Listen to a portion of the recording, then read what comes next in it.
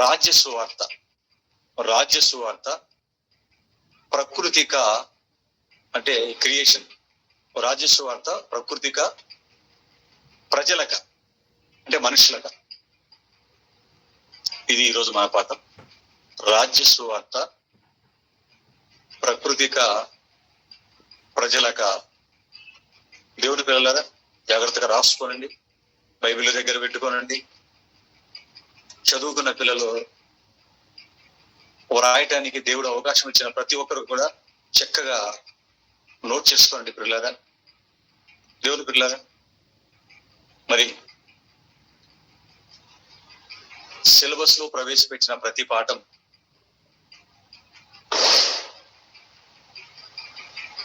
ఒక ముఖ్య కారణము చేతే సిలబస్ లో ప్రవేశపెట్టడం జరిగింది అని మీరు తెలుసుకోవాలి. రాజ్య సువార్త అనగా పరలోకానికి తీసుకువెళ్ళే సువార్త. రాజ్య సువార్త అనగా పరలోకానికి తీసుకుని వెళ్ళే సువార్త. దీన్ని ప్రకృతికి ప్రకటించాలా లేక ప్రజలకు ప్రకటించాలా? పరలోకానికి తీసుకువెళ్ళే ఈ రాజ్య సువార్తని ప్రకృతికి ప్రకటించాలా లేక ప్రజలకు ప్రకటించాలా అన్నది ప్రశ్న. మనం వేసుకున్న ప్రశ్న. దేవుని పిల్లలారా, దేవుడు బైబిల్లో రాయించిన ప్రతి మాట, దేవుడు బైబిల్లో రాయించిన ప్రతి మాట మన బ్రతుకులను దిద్దే మాటేనండి. మరి ఇలాంటి పాఠాలు వినటం అనేది క్రైస్తవులుగా ఒక వరమే అని చెప్పక తప్పదు. ఎందుకంటే బైబిల్ అందరి చేతుల్లో ఉంటుంది, కానీ బైబిల్ దేవుడు అనుకున్న కోణంలో నేర్చుకోవటం అనేది, అందులోనూ ఉన్నది ఉన్నట్లుగా నేర్చుకోవటం ఒక వరం పిల్లలు. ఇలా మనం జాగ్రత్తగా ఆలోచించగలిగితే, బైబిల్ అంటే క్రైస్తవునికి ఒక సరిహద్దు లాంటిది. 66 పుస్తకాలు సరిహద్దు. అంటే 66 పుస్తకాలు లోబడే ఈ లోపలి మన పరిశోధన కొనసాగాలి. అందుకే బైబిల్లో ఉంటున్న రాజ్య సువార్తకు సంబంధించిన ఒక అద్భుతమైన సందర్భాన్ని గురించి లేఖనాలను పరిశోధిస్తూ మనం ముందుకు వెళ్ళగలిగితే, ఒకసారి కొలస్సీలకు రాసిన పత్రిక 1వ అధ్యాయం 23వ వచనాన్ని తీయండి. అపోస్తలుడైన పౌలు గారు కొలస్సీలకు రాసిన పత్రిక 1వ అధ్యాయం 23వ వచనం. అపోస్తలుడైన పౌలు గారు కొలస్సీలకు రాసిన పత్రిక 1వ కట్టబడిన వారై పునాది మీద కట్టబడిన వారై స్థిరముగా ఉండి మీరు విన్నట్టు ఆకాశము కింద ఉన్న సమస్త సృష్టికి ప్రకటింపబడినట్టు అన్నాడు. చాలమ్మా. 23వ వచనాన్ని, ఈ 23వ వచనాన్ని మనం ఆలోచించగలిగితే పౌలు గారు మనుషుల గురించి మాట్లాడుతున్నాడు, ప్రకృతి గురించి మాట్లాడుతున్నాడు. ఈ వచనంలో ఇద్దరి గురించి లేదా రెండింటి గురించి మాట్లాడుతున్నాడు. ఒకటి మనుషుల గురించి మాట్లాడుతున్నాడు, ఈ ప్రకృతి గురించి మాట్లాడుతున్నాడు. మీరు విన్నట్టియు అంటే మనుషుల గురించి మాట్లాడుతున్నాడు. మీరు విన్నట్టియు అన్నాడు. మీరే కాదు, ఆకాశము క్రింద ఉన్న సమస్త సృష్టికి ప్రకటింపబడినట్టియు అన్నాడు. చూడండి, జాగ్రత్తగా పాట వినండి. ఒక అద్భుతమైన సంగతి, ఒక అద్భుతమైన బ్రతుకు సారాన్ని మనం నేర్చుకుంటాం ఈరోజు. మీరు విన్నట్టు మనుషుల గురించి మాట్లాడాడు. ఆకాశము క్రింద ఉన్న సమస్త సృష్టికి ప్రకటింపబడినట్టు అన్నాడు. చూడండి, రెండవ భాగాన్ని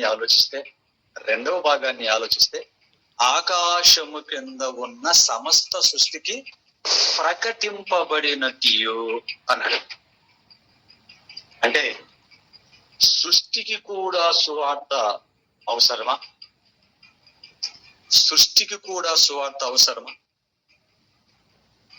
మనిషికి సువార్త అవసరమని మనందరికీ తెలుసు. మనిషికి సువార్త అవసరమని మనందరికీ తెలుసండి. కానీ రెండవ భాగంలో ఏమంటున్నాడంటే ఆకాశము క్రింద ఉన్న సమస్త సృష్టికి ప్రకటింపబడినట్టు అన్నాడు. చూడండి, ఏమండి, అంటే సృష్టికి కూడా సువార్త అవసరం అని చెప్తున్నాడు. సువార్త అనగానే దేవుడి మాటలు. సువార్త అంటే దేవుడి మాటలు పిల్లరా. ఇవి మనిషికి కావాలి. దేవుడి మాటలు మనిషికి కావాలి. మరి ఈ సృష్టికి ఎందుకు ఆలోచించండి. ఈ సృష్టికి ఆల్రెడీ చేసినప్పుడే కొన్ని ఆజ్ఞలు ఇచ్చాడు దేవుడు. సూర్యుడు తిరగాలి, వెలుగునివ్వాలి, వేడినివ్వాలి. భూమి నువ్వు తిరగాలి, సూర్యుని చుట్టూ తిరగాలి. చంద్రుడు నువ్వు భూమి చుట్టూ తిరగాలి. సూర్య కుటుంబంలో గ్రహాలన్నీ సూర్యుని చుట్టూ తిరగాలి. ఏమండి, భ్రమణ పరిభ్రమణాలు. భూమి పండాలి, నా పిల్లల ఆకలి తీర్చాలి. ఏమండి, ఇలా ఆల్రెడీ సృష్టిని చేసినప్పుడు దేవుడు కొన్ని ఆజ్ఞలు ఇచ్చాడు. వాటికి తూచా తప్పకుండా అవి పాటిస్తూ ఉన్నాయి. దేవుడి మాటను అవి పాటిస్తూ ఉన్నప్పుడు, దేవుడి మాట ప్రకారం అవి పాటిస్తూ ఉన్నప్పుడు, బ్రతుకుతున్నప్పుడు, చేస్తున్నప్పుడు మరలా వాటికి మనిషితో పాటు సువార్త, రాజ్య సువార్త అనేది అవసరమా? ఆలోచించండి పిల్లారా. అదే ఈరోజు మనం వేసుకున్నటువంటి ఒక అద్భుతమైనటువంటి ప్రశ్న. ఎందుకంటే బైబిల్లో ఉన్న సందర్భాలను ఆలోచిస్తున్నప్పుడు ఎన్నో ప్రశ్నలు వస్తుంటాయి. బైబిల్ చదివే వాళ్ళకి ఇది అనుభవం ఉంటుందండి. రోజు బైబిల్ చదివే వారికి ఇది అనుభవం ఉంటుంది. ఎందుకంటే బైబిల్ చదువుతున్నప్పుడు ఏదో ఒక ప్రశ్న వస్తుంటుంది. ఏదో ఒక ప్రశ్న వస్తూనే ఉంటుంది పిల్లరా. బైబిల్లోని మాటలు అంత సులువు కాదండి అర్థం అవ్వటం. అలాగని అర్థం అవ్వనంత కష్టంగా కూడా ఏం లేదు బైబిల్. జాగ్రత్తగా ఆలోచించండి. బైబిల్లో మాటలు అర్థం అవ్వటం అంత సులువు కాదు. అలాగని అర్థం కానంత కష్టమైనవి కూడా కావు. మనసు పెట్టి చదివి కాస్త కష్టపడితే అర్థమైపోతాయండి బైబిల్లో ఉన్నటువంటి మాటలు. దేవుని పిల్లలారా, పౌలు గారి ఈ పత్రికలో వ్రాస్తున్న మాటను మనం జాగ్రత్తగా ఆలోచిస్తేనండి మూడింటి గురించి మాట్లాడుతున్నాడు. మనిషికి సువార్త అన్నాడు, ప్రకృతికి అన్నాడండి. ఇప్పుడు సమస్త సృష్టికి ప్రకటింపబడినట్టు అంటే సృష్టికి కూడా సువార్త ప్రకటింపబడింది అన్నాడు. ఈ సృష్టికి కూడా సువార్త ప్రకటింపబడింది అన్నాడు కదండి. మరి దీన్ని బాగా మనం ఆలోచించగలిగితే, నెంబర్ 1, అసలు ఈ సృష్టికి సువార్త ప్రకటింపబడుతోందా? నెంబర్ 1. ఈ సృష్టికి సువార్త ప్రకటింపబడుతుందా? నెంబర్ 2, ఎలా ప్రకటింపబడుతోంది? సృష్టికి సువార్త ఎలా ప్రకటింపబడుతోంది? సృష్టికి సువార్త ఎందుకు ప్రకటింపబడుతోంది? 3 పాయింట్లు. సృష్టికి సువార్త ప్రకటింపబడుతుందా? సృష్టికి సువార్త ఎలా ప్రకటింపబడుతోంది? సృష్టికి సువార్త ఎందుకు ప్రకటింపబడుతోంది? ఇలా ప్రశ్నించుకొని జాగ్రత్తగా బైబిల్ని మనం ఆలోచించగలిగితే పిల్లరా, ఎందుకంటే ఇవన్నీ మనకు అర్థం కావాలండి. ఇవన్నీ మనకు అర్థం కావాలి. అందుకే మనం పాఠం పేరు కూడా ఏం పెట్టాం? రాజ్య సువార్త ప్రకృతిక మనుషులక లేదా ప్రజలక అని పెట్టాం. రాజ్య సువార్త ప్రకృతిక ప్రజలక. ఎందుకంటే సువార్త అనేది ప్రజల కోసమని మనందరికి తెలుసు. సువార్త బైబిల్లో ఉన్న సువార్త అనగాని మనిషి కోసమని మనకు తెలుసు. కానీ ప్రకృతికి కూడా సువార్త ప్రకటించడం అవసరమా అనేది మనకు వచ్చినటువంటి మన ముందున్న ప్రశ్న.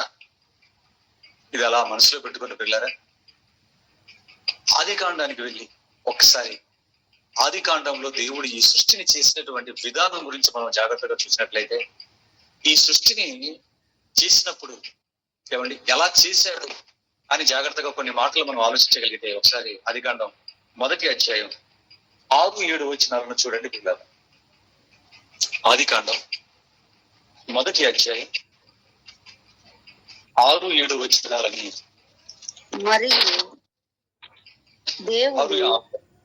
మరియు దేవుడు జలముల మధ్య ఒక విశాలము కలిగి ఆ జలములను ఈ జలములను వేరుపరచునుగా కానీ పలికను. దేవుడు ఆ విశాలము చేసి విశాలము క్రింది జలములను విశాలము మీది జలములను వేరుపరచగా ఆ ప్రకారం ఆయను అన్నాడు. ఏమండి, ఈ వాక్యాన్ని బాగా మనం జాగ్రత్తగా గమనించగలిగితే దేవుడు ఏం చెబుతున్నాడు అంటేనండి, ఆకాశం క్రిందే ఈ సృష్టి ఉంది అని మనకు అర్థమవుతుంది. ఎందుకంటే ఆయన ఏం చేశాడంటే, ఆకాశం మధ్యలో జలాల మధ్యలో జలముల మధ్య అగాధ జలాలు ఉన్నాయి కదండి, ఈ అగాధ జలముల మధ్య ఒక విశాలము కలగాలి అన్నాడట. అగాధ జలముల మధ్య ఏం కలగాలి అన్నాడు? ఒక విశాలం కలుగును గాక అన్నాడట. వెంటనే అగాధ జలముల మధ్య ఒక విశాలం కలిగింది. ఏమండి, అందుకే ప్రకృతి చక్రం అన్నాడు దీన్ని యాకోబు పత్రికలో. అంటే గుండ్రముగా ఉంది కాక ప్రకృతి చక్రం అన్నాడండి. పిల్లరా, ఇంతకు ఎక్కడ విశాలం కలగమన్నాడు దేవుడు అంటే, అగాధ జలముల మధ్య. సారమైన అగాధ జలాలు ఉన్నాయి కదండి. మొదట జలముల మధ్య జలముల మీద దేవుని ఆత్మ అల్లాడుచుండు అంటారు కదండి ఆది కాండం 1:2. ఆ జలాల మధ్య ఒక విశాలం కలగాలి అని దేవుడు అన్నాడట. కలిగిందట. జలముల మధ్య విశాలం అనగానే అండి, మీకు అర్థం కావాలి అంటే, వాటర్ నీటి మీద బుడగలు అవుతుంటాయి. నీటి మీద ఇలా బుడగలు రౌండ్గా బుడగలు వస్తుంటాయి చూడండి. రౌండ్గా ఉంటుంది ఆ బుడగ. జలాల మధ్య దేవుడు కూడా ఏం చేశాడంటే, ఒక విశాలము కలుగుగాక అనగానే ఆ జలాల మధ్యలో విశాలం కలిగిన ఒక నీటి బుడగ. అంటే నీటి బుడగకి ఎలా ఉంటుందంటే, చుట్టూ నీరుంటాయి, నీటి బుడగకి మధ్యలో మాత్రం ఖాళీగా ఉంటుందండి. మధ్యలో నీళ్ళు చుట్టూ ఉంటాయి, నీటి బుడగకి మధ్యలో ఖాళీగా ఉంటుంది. ఇది మనకు సృష్టి చేసినప్పుడు దేవుడు మొదట జలాల మధ్య ఒక విశాలం కలుగుగాక అన్నాడు, కలిగింది. ఆ విశాలము లోపల సమస్త సృష్టిని దేవుడు చేసినట్లుగా మనకు ఆది కాండం 1వ అధ్యాయం చదివితే అర్థం. ఆలోచించండి పిల్లరా. అంటే అందుకే చూడండి, భూమి మీద ఉన్నటువంటి ఆకాశాన్ని పైకి చూసామనుకోండి, ఆకాశం ఎలా ఉంటుందండి? ఒక ఫుట్బాల్ ని కట్ చేసి బోర్లించినట్లుగా ఉంటుందండి. లేకపోతే ఒక గొడుగు ఓపెన్ చేసి పడితే అలాగైతే ఉంటుంది. ఇలా ఉంటుంది గొడుగు లాగా. ఒక ఫుట్బాల్ ను కట్ చేసి బోర్లిస్తే ఎలా ఉంటుందో అలాగే మనకు కనపడుతూ ఉంటుందో. ఆలోచించండి పిల్లరా. పైన కనపడుతుంది తప్ప క్రింది భాగం మనకు కనపడదండి. ఎందుకంటే మనం భూమి మీద ఉన్నాం కాబట్టి. ఈ విశాలములో దేవుడు నక్షత్రాలను చేశాడు. ఏమంటే నక్షత్ర మండలాలను పెట్టాడు. విశాలంలోనే నక్షత్రాలను పెట్టాడు. నక్షత్ర మండలాలను అందులోనే పెట్టాడు. గెలాక్సీలను అందులోనే పెట్టాడు. గ్రహాలను అందులోనే పెట్టాడు. సూర్యుని అందులోనే పెట్టాడు. సూర్య కుటుంబాన్ని అందులో పెట్టాడు. భూమిని పెట్టాడు. భూమి ఉన్నటువంటి సమస్తాన్ని కూడా దేవుడు ఈ విశాలంలోనే పెట్టడం మనం చూడాలి. అంటే ఈ విశాలం అనేది పిల్లరా ఎంత పెద్దదో మీరు ఆలోచించండి. ఒక నక్షత్రమే భూమి కంటే 13 లక్షల రెట్లు పెద్దదైతే అలాంటి కోటాను కోట్ల నక్షత్రాలను, నక్షత్ర మండలాలను దేవుడు ఈ విశాలంలో కలిగించాడు. అంటే ఈ విశాలం అనేది ఎంత పెద్దదో మీరు ఆలోచించండి. అందుకేనండి ఈ విశాలం యొక్క సైజ్ ఎంత ఉందో ఈ ప్రపంచం అప్పుడు ఇప్పుడు ఎప్పుడు తెలుసుకోలేదండి. వారికి అర్థం కాక గడిచిన వారు మీకు చెప్పాను. ఈ విశ్వం ఎంత పెద్దదంటే సముద్రాల దగ్గర ఉన్నటువంటి ఇసుకనంతా, ప్రపంచంలో ఉన్న సముద్రాల దగ్గర ఉన్న ఇసుకనంతా తీసుకొని వచ్చి లారీలతో తీసుకొని వచ్చి ఒక్కొక్క ఇసుక రేణు 20 కిలోమీటర్లకు ఒక ఇసుక రేణు, 20 కిలోమీటర్లకు ఒక ఇసుక రేణును పేర్చుకుంటూ వెళ్ళిపోతే ఎంత దూరం అయితే వస్తుందో అంత పెద్దదండి ఈ విశ్వము అన్నారు. పిల్లరా మీరు ఆలోచించండి. అంటే మన ఊహకు అందనంత పెద్దది ఈ విశ్వం అండి. ఏమండి ఇది శాస్త్రవేత్తలు చెప్పినటువంటి మాట. అంటే దేవుడు ఈ జలముల మధ్య విశాలాన్ని ఎంత పెద్దదిగా చేశాడో మనకు అర్థం కావాలి పిల్లలు. కోటాను కోట్ల ఈ నక్షత్ర మండలాలు అన్నిటిని కూడా ఇందులో పెట్టాడంటే ఈ విశ్వం ఎంత పెద్దదో మీరు ఆలోచించండి. ఇప్పుడు పౌలు గారు చెప్పినటువంటి మాట దగ్గరికి ఒకసారి మీరు రాగలిగితే ఏమండి, మనుషులకు ప్రకటింపబడినట్టు, ఆ తర్వాత ఏమన్నాడు, ఆకాశము క్రింద ఉన్న సమస్త సృష్టికి ప్రకటింపబడినట్టు అన్నాడు. చూడండి, మీరు విన్నట్టు, అంటే మనుషులను ఉద్దేశించి మీరు విన్నట్టు ఆకాశము క్రింద ఉన్న సమస్త సృష్టికి ప్రకటింపబడినట్టు అని రాస్తున్నాడండి. అంటే అన్నింటికి అంటున్నాడు. ఏమండి, ఆకాశము క్రింద ఉన్న సమస్త సృష్టికి ప్రకటింపబడినట్టు అన్నాడు. చూడండి పిల్లరా, మీకే కాదు నాయన, ఆకాశము క్రింద ఉన్న ఈ సమస్త సృష్టికి సువార్త ప్రకటింపబడింది అన్నాడు. పిల్లరా, అంటే సూర్యుడికి సువార్త అవసరమా? ఎందుకు సూర్యుడు ఉన్నాడు కదా, ఈ ప్రకృతిలో ఉన్నాడు కదా. సూర్యుడికి సువార్త అవసరమా? గ్రహాలకు సువార్త అవసరమా? భూమికి సువార్త అవసరమా? భూమి మీద ఉన్నటువంటి ఈ సమస్త ప్రకృతికి సువార్త అవసరం అంటారా? మీరు ఆలోచించండి పిల్లరా. ఎందుకంటే ఆకాశము క్రింద ఉన్న సమస్త సృష్టికి ప్రకటింపబడినట్టు అన్నాడు. ఆకాశము క్రింద ఉన్న సృష్టికి ప్రకటింపబడినట్టు అనలేదండి. ఆకాశము క్రింద ఉన్న సమస్త సృష్టికి ప్రకటింపబడినట్టు అన్నాడంటే ఈ సమస్త సృష్టికి అది ఇది అని కాకుండా ఈ విశాలమైనటువంటి సమస్త సృష్టికి సువార్త అవసరమని దేవుడు ఇక్కడ చెప్తున్నట్లుగా మనకు అర్థమవుతుంది. చూడండి పిల్లలు, ఒకదాని గురించో రెండుదాని గురించో మాట్లాడడం లేదండి. ఒకదాని గురించో రెండింటి గురించో మాట్లాడటం లేదు. ఆకాశము క్రింద ఉన్న సమస్త సృష్టికి అన్నారు. చూడండి పిల్లలు, ఏమండి ఇది ఇలా మనసులో పెట్టుకుని ఒక్కసారి యేసుక్రీస్తు వారు కూడా చెప్పినటువంటి ఒక మాటను మనం జాగ్రత్తగా చూడగలిగితే, మార్కు సువార్త తీయండి ఒకసారి. మార్కు సువార్త 16వ అధ్యాయం 15వ వచనం చూడండి. మార్కు సువార్త 16వ అధ్యాయం. మీకు సౌండ్ ఏమైనా డిస్టర్బెన్స్ గా ఏదైనా పక్కన సౌండ్స్ ఏమైనా వినబడుతున్నాయండి? డప్పుల సౌండ్ కానీ వినబడుతున్నాయా? టపాసుల సౌండ్ ఏదో అట్లా. అది ఈ దుర్మార్గులనైనా ఇక్కడ ప్రతి వారం ఒకే ఒక గుడి, ఆ పక్కన దరిద్రం చిన్న గుడి, అది మారియమ్మ గుడిని, మారియమ్మ అని 2 వారాల నుంచి పట్టుకున్నాను నాయన. ఈ పండగ అయిపోవట్లేదు నాయన. ఆదివారం వచ్చిందంటే ఇంకా స్టార్ట్ అయిపోయారు. ఆ దరిద్రం కాలబడి నా రూమ్ కు ఆ దగ్గరలో పక్కన ఎక్కడే ఉంది. వీడియోలో పెట్టాను చూడండి, గ్రూప్ లో పెట్టిన వీడియో గుచ్చుకొని అంతా. అది లాస్ట్ ఆదివారం జరిగింది. ఇప్పుడు మరలా ఈ ఆదివారం మరలా స్టార్ట్ చెప్పొచ్చు. ఆ వారం అంతా పాటలు పెట్టారండి. వారం అంతా పాటలు పెట్టారు. డిస్టర్బెన్స్. ఈ దరిద్రం రూమ్ మారి అనుకుంటున్నాను. కానీ నా మాటలు మీకే డిస్టర్బెన్స్ కదా, బాగా వినపడుతున్నాయి కదా. పాటకు ఇంకో డిస్టర్బెన్స్ ఏం లేదు. వాళ్ళ దగ్గరికి వస్తున్నారు. ఏం లేవులేనా, అప్పుడప్పుడు సౌండ్ వస్తున్నాయి, మిలిటరీలో వచ్చినట్టు వస్తున్నాయి ఆడ. ఓకేనా? మార్కు సువార్త టైం అయిపోతుంది. మార్కు సువార్త 16వ అధ్యాయం 15 చూడండి. నాకు ఎందుకంటే పాఠం చెప్పడానికి నిజంగా విరక్తి వస్తుందండి. ఖచ్చితంగా మీకు కరెంట్ లేదు చూడండి. పోయిన వారం కరెంట్ లేదు, అంతకు ముందు ఆదివారం పండగ చేశారండి వీళ్ళు. పోయిన వారం అంతా మళ్ళీ కరెంట్ లేదు, వర్షం నుంచి పిల్లల. చూడండి మార్కు సువార్త 16వ అధ్యాయం 15వ వచనాన్ని చూడండి. మరియు మీరు చదువుతున్నప్పుడు జాగ్రత్తగా వచనాలను చూసుకోండి మీరు. మరియు మీరు సర్వలోకమునకు వెళ్ళి సర్వ సృష్టికి సువార్తను ప్రకటించుడి అన్నాడు. చూడండి పిల్లరా, యేసుక్రీస్తు ప్రభువుల వారు చెబుతున్నాడు మాట అండి. ఆయన ఏమంటున్నాడండి? మరియు సర్వలోకమునకు వెళ్ళి, అంటే ఈ లోకానికి వెళ్ళండి, సర్వలోకమునకు వెళ్ళి తర్వాత సర్వ సృష్టికి అన్నాడు. చూడండి, మీరు సర్వలోకమునకు వెళ్ళి సర్వ సృష్టికి సువార్త ప్రకటించండి అన్నాడండి. దేవుని పిల్లలారా, లోకం అంటే మనకు తెలుసు, ఎందుకంటే మనుషులే లోకం అండి. మనుషులే లోకం పిల్లలారా.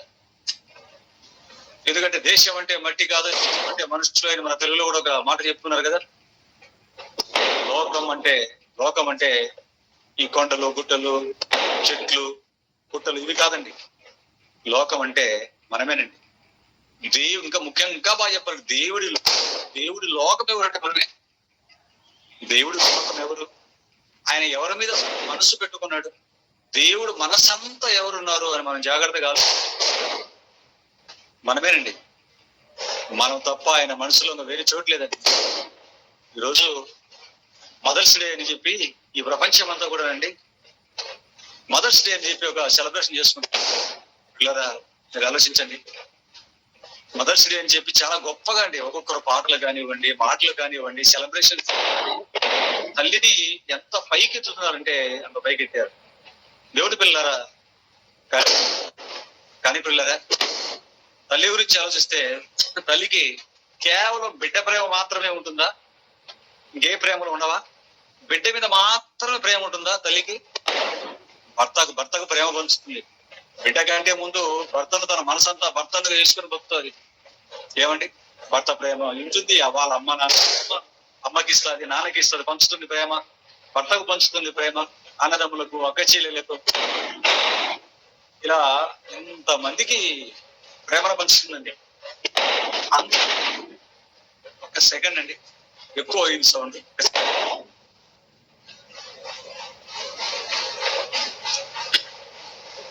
ఇలా అందరికీ ప్రేమ పంచిన తర్వాత అండి, ఆ తర్వాత బిడ్డకు కూడా ప్రేమను. కానీ ప్రియులారా, దేవుడి గురించి మనం ఆలోచిస్తే దేవుడికి ఏమైనా ఆయనకు తల్లిదండ్రి ప్రేమ కానివ్వండి, ఏమండి అక్క చెల్లెళ్ళు, అన్నదమ్ముళ్ళు, ఆయనకి ఏమైనా భార్య ఉండి భార్యకు సగం ప్రేమ పంచడం, ఇలాంటివి ఏమైనా దేవుడికి ఉన్నాయంటారా పిల్లరా? తల్లికి భర్త ఉంటాడు, తల్లికి తల్లిదండ్రులు ఉంటారు, అన్నదమ్ములు, అక్క చెల్లెళ్ళు, అనేక బంధాలు, అనేక ప్రేమలు పంచి ఆ తర్వాత బిడ్డకి ప్రేమను పంచుతుంది.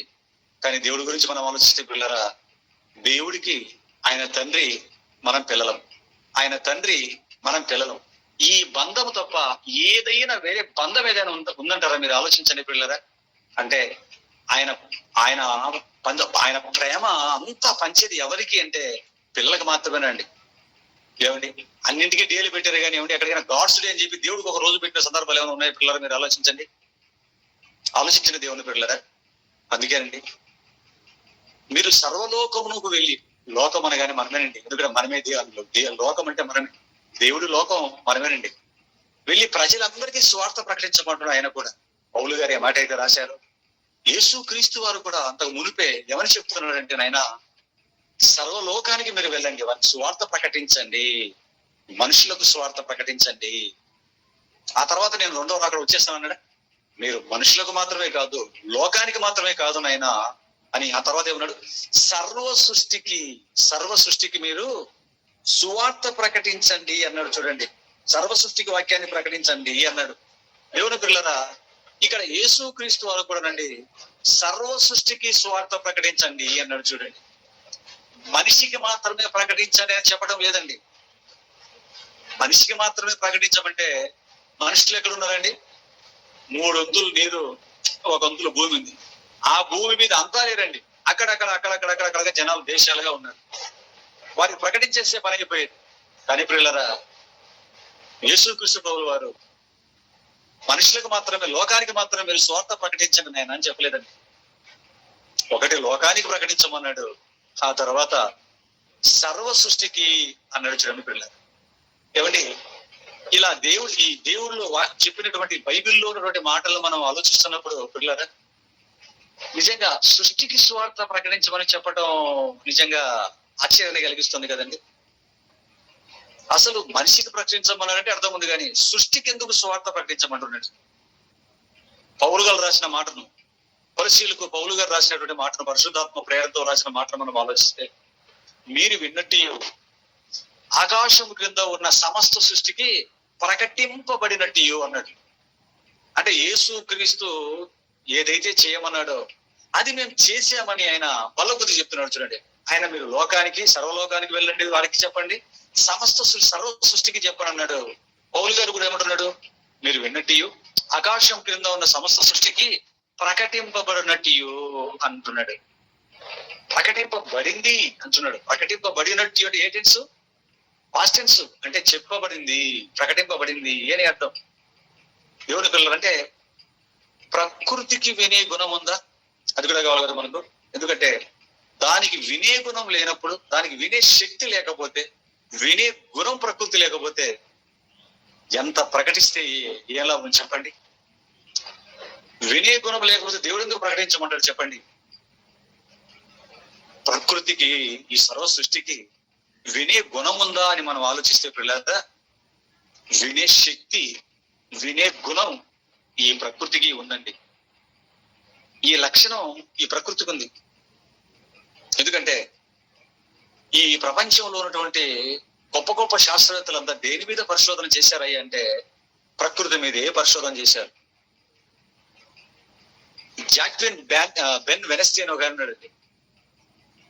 జాక్విన్ బెన్ వెనస్టీ అని, సింపుల్ గా బెన్ వెనస్టీ అంటుంటారు ఆయన. జాక్విన్ బెన్ వెనస్టీని బెన్ వెనస్టీ అంటుంటారు. ఈ జాక్విన్ బెన్ వెనస్టీ అనే పరిశోధకుడు ప్రకృతి మీద పరిశోధన చేశాడు. ప్రకృతిలో ఉన్న నీటి మీద పరిశోధన చేశాడు ముఖ్యంగా. ఎందుకంటే నీరు ఈ ప్రపంచంలో ఎక్కువ ఉంది అని ఆలోచించాడు.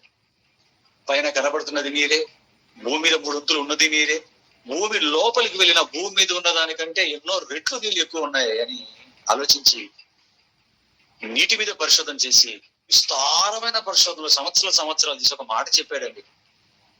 నీటికి జ్ఞాపక శక్తి ఉంది అన్నాడు. ఈ నీటికి ఏముంది అంటే జ్ఞాపక శక్తి ఉంది అని చెప్పాడు. దేవుని పిల్లలారా మీరు ఆలోచించండి. అంటే నీటికి జ్ఞాపక శక్తి ఉంది. నీరు ఎవరన్నా తనలో దిగితే మరలా ఆ వ్యక్తి వచ్చి దిగినప్పుడు వారిని జ్ఞాపకం పెట్టుకుంటుంది అని చెప్పాడండి. పిల్లరా, ఇప్పుడు వాక్యం లేకుండా మనం రాయగలిగితే పిల్లరా, మరి ప్రకృతికి వినే గుణం ఉందా? ఎందుకంటే బెన్ వెనస్టీ ఈ మధ్య చెప్తున్నాడు, జాక్విన్ బెన్ వెనస్టీ అని ఆయన ఈ మధ్య చెప్తున్నాడు, పిల్లరా బైబిల్ అనేది 1000 సంవత్సరాల కింద రాయబడిన పుస్తకం. ఈ ప్రకృతికి వినే గుణం ఉందా అని జాగ్రత్తగా మనం మనసు పెట్టి ఆలోచిస్తే మీ అందరూ తెలిసిన మాట ఒకసారి యెషయా గ్రంథం చూడండి. యెషయా గ్రంథం 1వ అధ్యాయం 2వ వచనం మనం జాగ్రత్తగా చూడగలిగితే పిల్లరా, బైబిల్ ఏం చెప్తుందో చూడండి. యెషయా గ్రంథం 1వ అధ్యాయం 2వ వచనం. యెహోవా మాట్లాడుచున్నాడు, ఆకాశమా ఆలకించు, భూమి చెవియుగ్గుము, నేను పిల్లలను పెంచి గొప్పవారినిగా చేసి తిని వారు నా మీద తిరగబడి ఉన్నారు అన్నాడు. ఏమండి, ఈ మాటను జాగ్రత్తగా మనం ఆలోచించగలిగితే దేవుడు ఏమంటున్నాడు? ఆకాశమా ఆలకించు, భూమి నువ్వు చెవియొగ్గు, అంటే నీవు కూడా విను అంటాడు. ఆలకించడం అంటే వినటం అండి. ఆలకించడం అంటే వినటం. దేవుడు ప్రకృతితో ఏం చెప్తున్నాడు అంటే, ఆకాశంలో ఏం చెప్తున్నాడు? నువ్వు ఆలకించు, భూమి నీవు కూడా విను అని చెప్తున్నాడు. చూడండి పిల్లలు, దేవుడే ఈ మాట ప్రకృతితో చెబుతున్నాడు అంటే ఈ ప్రకృతికి, ఈ సృష్టికి వినే లక్షణం, వినే గుణం, ఉందంటారా లేదంటారా? ఒక్కసారి మీరు మనసు పెట్టి ఆలోచించండి పిల్లరా. 100% ఈ ప్రకృతికి వినే గుణం ఉందండి. భూమి నీవు చెవి ఎగ్గు అంటున్నాడు, ఆకాశమా నీవు ఆలకించు అంటున్నాడు. చూడండి, తన పిల్లల గురించిన బాధ, తన పిల్లలు ఇశ్రాయేలీయులైనటువంటి తన పిల్లలైన ఇశ్రాయేలీయులు తనకు కలిగించిన కడుపు కోత ఏమండి ప్రకృతితో దేవుడు ఈ సృష్టితో చెప్పుకుంటున్నట్లుగా ఇక్కడ మనకు అర్థమవుతుంది. చూడండి పిల్లలు, అంటే మనకి ఏమర్థమవుతుందంటే ఈ ప్రకృతికి వినే గుణం ఉంది అని మనకు అర్థమవుతుంది. జగదీష్ చంద్రబోస్ మీ అందరికి తెలిసే ఉంటుంది. జగదీష్ చంద్రబోస్ ఆయన కూడా ప్రకృతి శాస్త్రవేత్త. ఆయన మొక్కల మీద విశేషమైనటువంటి పరిశోధన చేశాడండి. మొక్కల మీద విశేషమైన పరిశోధన చేసి ఈ ప్రపంచానికి ఒక విషయాన్ని చెప్పాడు ఆయన. అదేంటంటే మొక్కలకు జీవం ఉంది అని చెప్పాడు, మొక్కలకు ప్రాణం ఉంది అని చెప్పాడు, మొక్కలు చూస్తాయి అని చెప్పాడు, మొక్కలు ఏడుస్తాయి, మొక్కలు ఒక మొక్కతో మరో మొక్క మాట్లాడుకుంటాయి అని ఇలా ఎన్నో విషయాలను తన పరిశోధనలో బయటికి తీసినటువంటి ఆ పరిశోధన ఫలితాలని ప్రపంచం ముందు ఆయన పెట్టి సక్సెస్ఫుల్ గా ఆయన నిరూపించాడండి జగదీష్ చంద్రబోస్. మీరు ఆలోచించండి, అంటే మొక్కలు ఏడుస్తాయి, మొక్కలు మాట్లాడుకుంటాయి, మొక్కలకు ప్రాణం ఉంది, ఇలా ఎన్నో విషయాలు చెప్పాడండి. అవి మాట్లాడుకుంటాయి, అవి కన్నీళ్లు పెట్టుకుంటాయి అంటున్నాడంటే పిల్లరా, అవి గ్రహించగలుగుతాయి అని కూడా చెప్తున్నాడు. ఏ శాస్త్రవేత్త లేనప్పుడే, ఏ పరిశోధకుడు పుట్టినప్పుడే, పరిశోధన అన్నది ప్రపంచానికి సరిగా తెలియనప్పుడే సర్వోన్నతుడైన దేవుడు తన పిల్లలైనటువంటి మనుషులకు వాక్యాన్ని రాయిస్తూ ఈజీగా ఏం చెబుతున్నాడు అంటే, ఇదిగో ఆకాశము ఆలకించు, భూమి చెవి చూడండి పిల్లలు. ఎందుకంటే ఈ ప్రకృతికి జీవం ఉందండి. ఒక చెట్టుకే కాదండి, ఒక మొక్కకే కాదండి, ఒక నీటికే కాదండి, ఈ ప్రకృతిలో ఉన్న ప్రతిదానికి జీవం ఉంది. ఎందుకంటే అవి ఎలా కలిగాయి అంటే జీవం కలిగినటువంటి దేవుడి మాట వలన కలిగాయి, మహత్తు గల దేవుడి మాట వలన అవి కలిగాయి. ఆయన మాటలో జీవం ఉంది పిల్లలు. జీవం కలిగినటువంటి మాట వలన పుట్టాయి కాబట్టి ప్రకృతికి కూడా జీవం ఉంది. అంటే వినే శక్తి, జ్ఞాపకం చేసుకునే శక్తి, దేనినైనా చూసే శక్తి ఈ ప్రకృతికి ఉంది అని మనకు అర్థం. అందుకే దేవుడు యెషయా గ్రంథంలో ఆకాశం ఆలకించు, భూమి చెవియకు అన్నాడు. పిల్లలు మీరు ఆలోచించండి. అలాగే మరొక మంచి మాటను బైబిల్ నుంచి మీకా గ్రంథం 1వ అధ్యాయం 2వ వచనం చూడండి. మీకా గ్రంథం 1వ అధ్యాయం 2వ వచనం. మీకా గ్రంథం, యోనా గ్రంథం తర్వాత ఉండొచ్చు, యోనా గ్రంథం తర్వాత మీకా గ్రంథం 1వ అధ్యాయం 2వ వచనాన్ని జాగ్రత్తగా మనం చదవగలిగితే, మీకా గ్రంథం 1వ అధ్యాయం 2వ వచనం అండి. సకల జనులారా ఆలకించండి. జాగ్రత్తగా చూడాలండి, ఎందుకంటే రెఫరెన్స్ జాగ్రత్తగా మీరు పరిశీలిస్తేనే మీకు వాక్యం అర్థమవుతుంది. సకల జనులారా ఆలకించుడి, భూమి నీవును, ఏమండి నీలోనున్న సమస్తమును. చూడండి ఎలాంటి పదాలు వాడుతున్నాడు. భూమి నీవును నీలోనున్న సమస్తమును చెవియొగ్గి వినుడి, ప్రభువు యెహోవా మీ మీద సాక్ష్యము పలకబోచున్నాడు. పరిశుద్ధాలయంలో నుండి ప్రభువు మీ మీద సాక్ష్యము పలకబోచున్నాడు. పిల్లరా, దేవుడు మాట్లాడుతున్నాడండి. ఇదిగో దేవుడు ఒక సాక్ష్యం పలకబోచున్నాడు అన్నాడు. ఎవరెవరిని వినమని చెప్తున్నాడండి? ఎవరెవరిని వినమని చెప్తున్నాడు? భూమిని వినమంటున్నాడు. అంతటితో ఆపేశాడా? భూమిలో ఉన్నటువంటి సమస్తాన్ని కూడా వినమంటున్నాడు పిల్లరా దేవుడు. భూమి నీలోనున్న, భూమిలో ఉన్న సమస్తమా అన్నాడు. మీరు చెవి ఎక్కి వినండి అంటాడు. చూడండి పిల్లరా, యెషయా గ్రంథంలో ఏ మాటలైతే పలుకుతున్నాడో మీకా గ్రంథం 1-2లో కూడా అవే మాటలను దేవుడు ఉటంకించటం ఇక్కడ మనకు కనబడుతుంది. అంటే పిల్లరా, ఈ మాటలన్నింటిని బట్టి మనకి ఏమర్థమవుతుందంటే ఈ విశ్వానికి లేదా ఈ ప్రకృతికి వినే శక్తి ఉంది, వినే గుణం ఉంది అన్న సంగతి మనకు అర్థమవుతుంది. అందుకే దేవుడు మనిషితో పాటు ఎవరితో మాట్లాడుతున్నాడు? ప్రకృతితో కూడా మాట్లాడటం, ప్రకృతిని కూడా వినమనటం మనం ఇక్కడ చూస్తుంటాం. రైట్, ఇంతవరకు బానే ఉంది. ఏమండి, అసలు ప్రకృతి ఎందుకు వినాలి? ప్రకృతికి ఎందుకు వినాలి? ప్రకృతికి ఎందుకు చెబుతున్నాడు? అసలు ప్రకృతికి ఎందుకు వినాలి అని మనం జాగ్రత్తగా మరలా ప్రశ్నించుకొని ఆలోచించగలిగితే పిల్లారా, ప్రకృతి ఎందుకు వినాలి అంటే, ప్రకృతికి ఎందుకు సువార్త ప్రకటింపబడింది అంటే పిల్లరా, మనిషికి సువార్త ప్రకటింపబడింది అనడానికి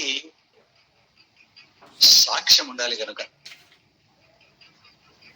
మనిషికి దేవుని సువార్త వినిపింపబడింది లేదా ప్రకటింపబడింది అనటానికి సాక్ష్యం ఎవరు? ఇంకా ఈ ప్రకృతేనండి. ఎందుకంటే మనిషికి సువార్త ప్రకటిస్తున్నప్పుడు, నాకు అందలేదు ప్రభువా, అందుకే చచ్చిపోయి ఇక్కడికి వచ్చాను, నన్ను నరకానికి ఎందుకు పంపిస్తున్నావు అని అడుగుతాడు వీడు. ఏమండి, వాడికి అందిందో లేదో ఇప్పుడు సాక్ష్యం ఎవరు చెప్పాలి? అందుకే ప్రకృతిని వినమంటున్నాడు దేవుడు. నేను నా పిల్లలకు చెబుతున్నటువంటి ఈ మాటలు నువ్వు కూడా వినాలి. ఎందుకంటే నా పిల్లలు నా మీదే తిరుగుబాటు చేసి, నా మాటలు నాకే అప్పగించేసి, మేము వినలేదు, మాకు తెలియలేదు, మాకెవరు చెప్పలేదు అంటారు. అందుకే మీకా గ్రంథం 1:2 ఏమన్నాడు? భూమి అందులో ఉన్న సమస్తమా అన్నాడు. చూడండి పిల్లలు, అంటే దేవుడు తన మాటలు తన పిల్లలకు అందించడానికి మునుపు ప్రకృతితో కూడా చెబుతున్న మాట ఏంటంటే, జాగ్రత్తగా మీరు కూడా వినండి అని చెప్తున్నాడు. ఎందుకంటే రేపు సాక్ష్యం పలకాలి కాబట్టి. సాక్ష్యం పలకాలి.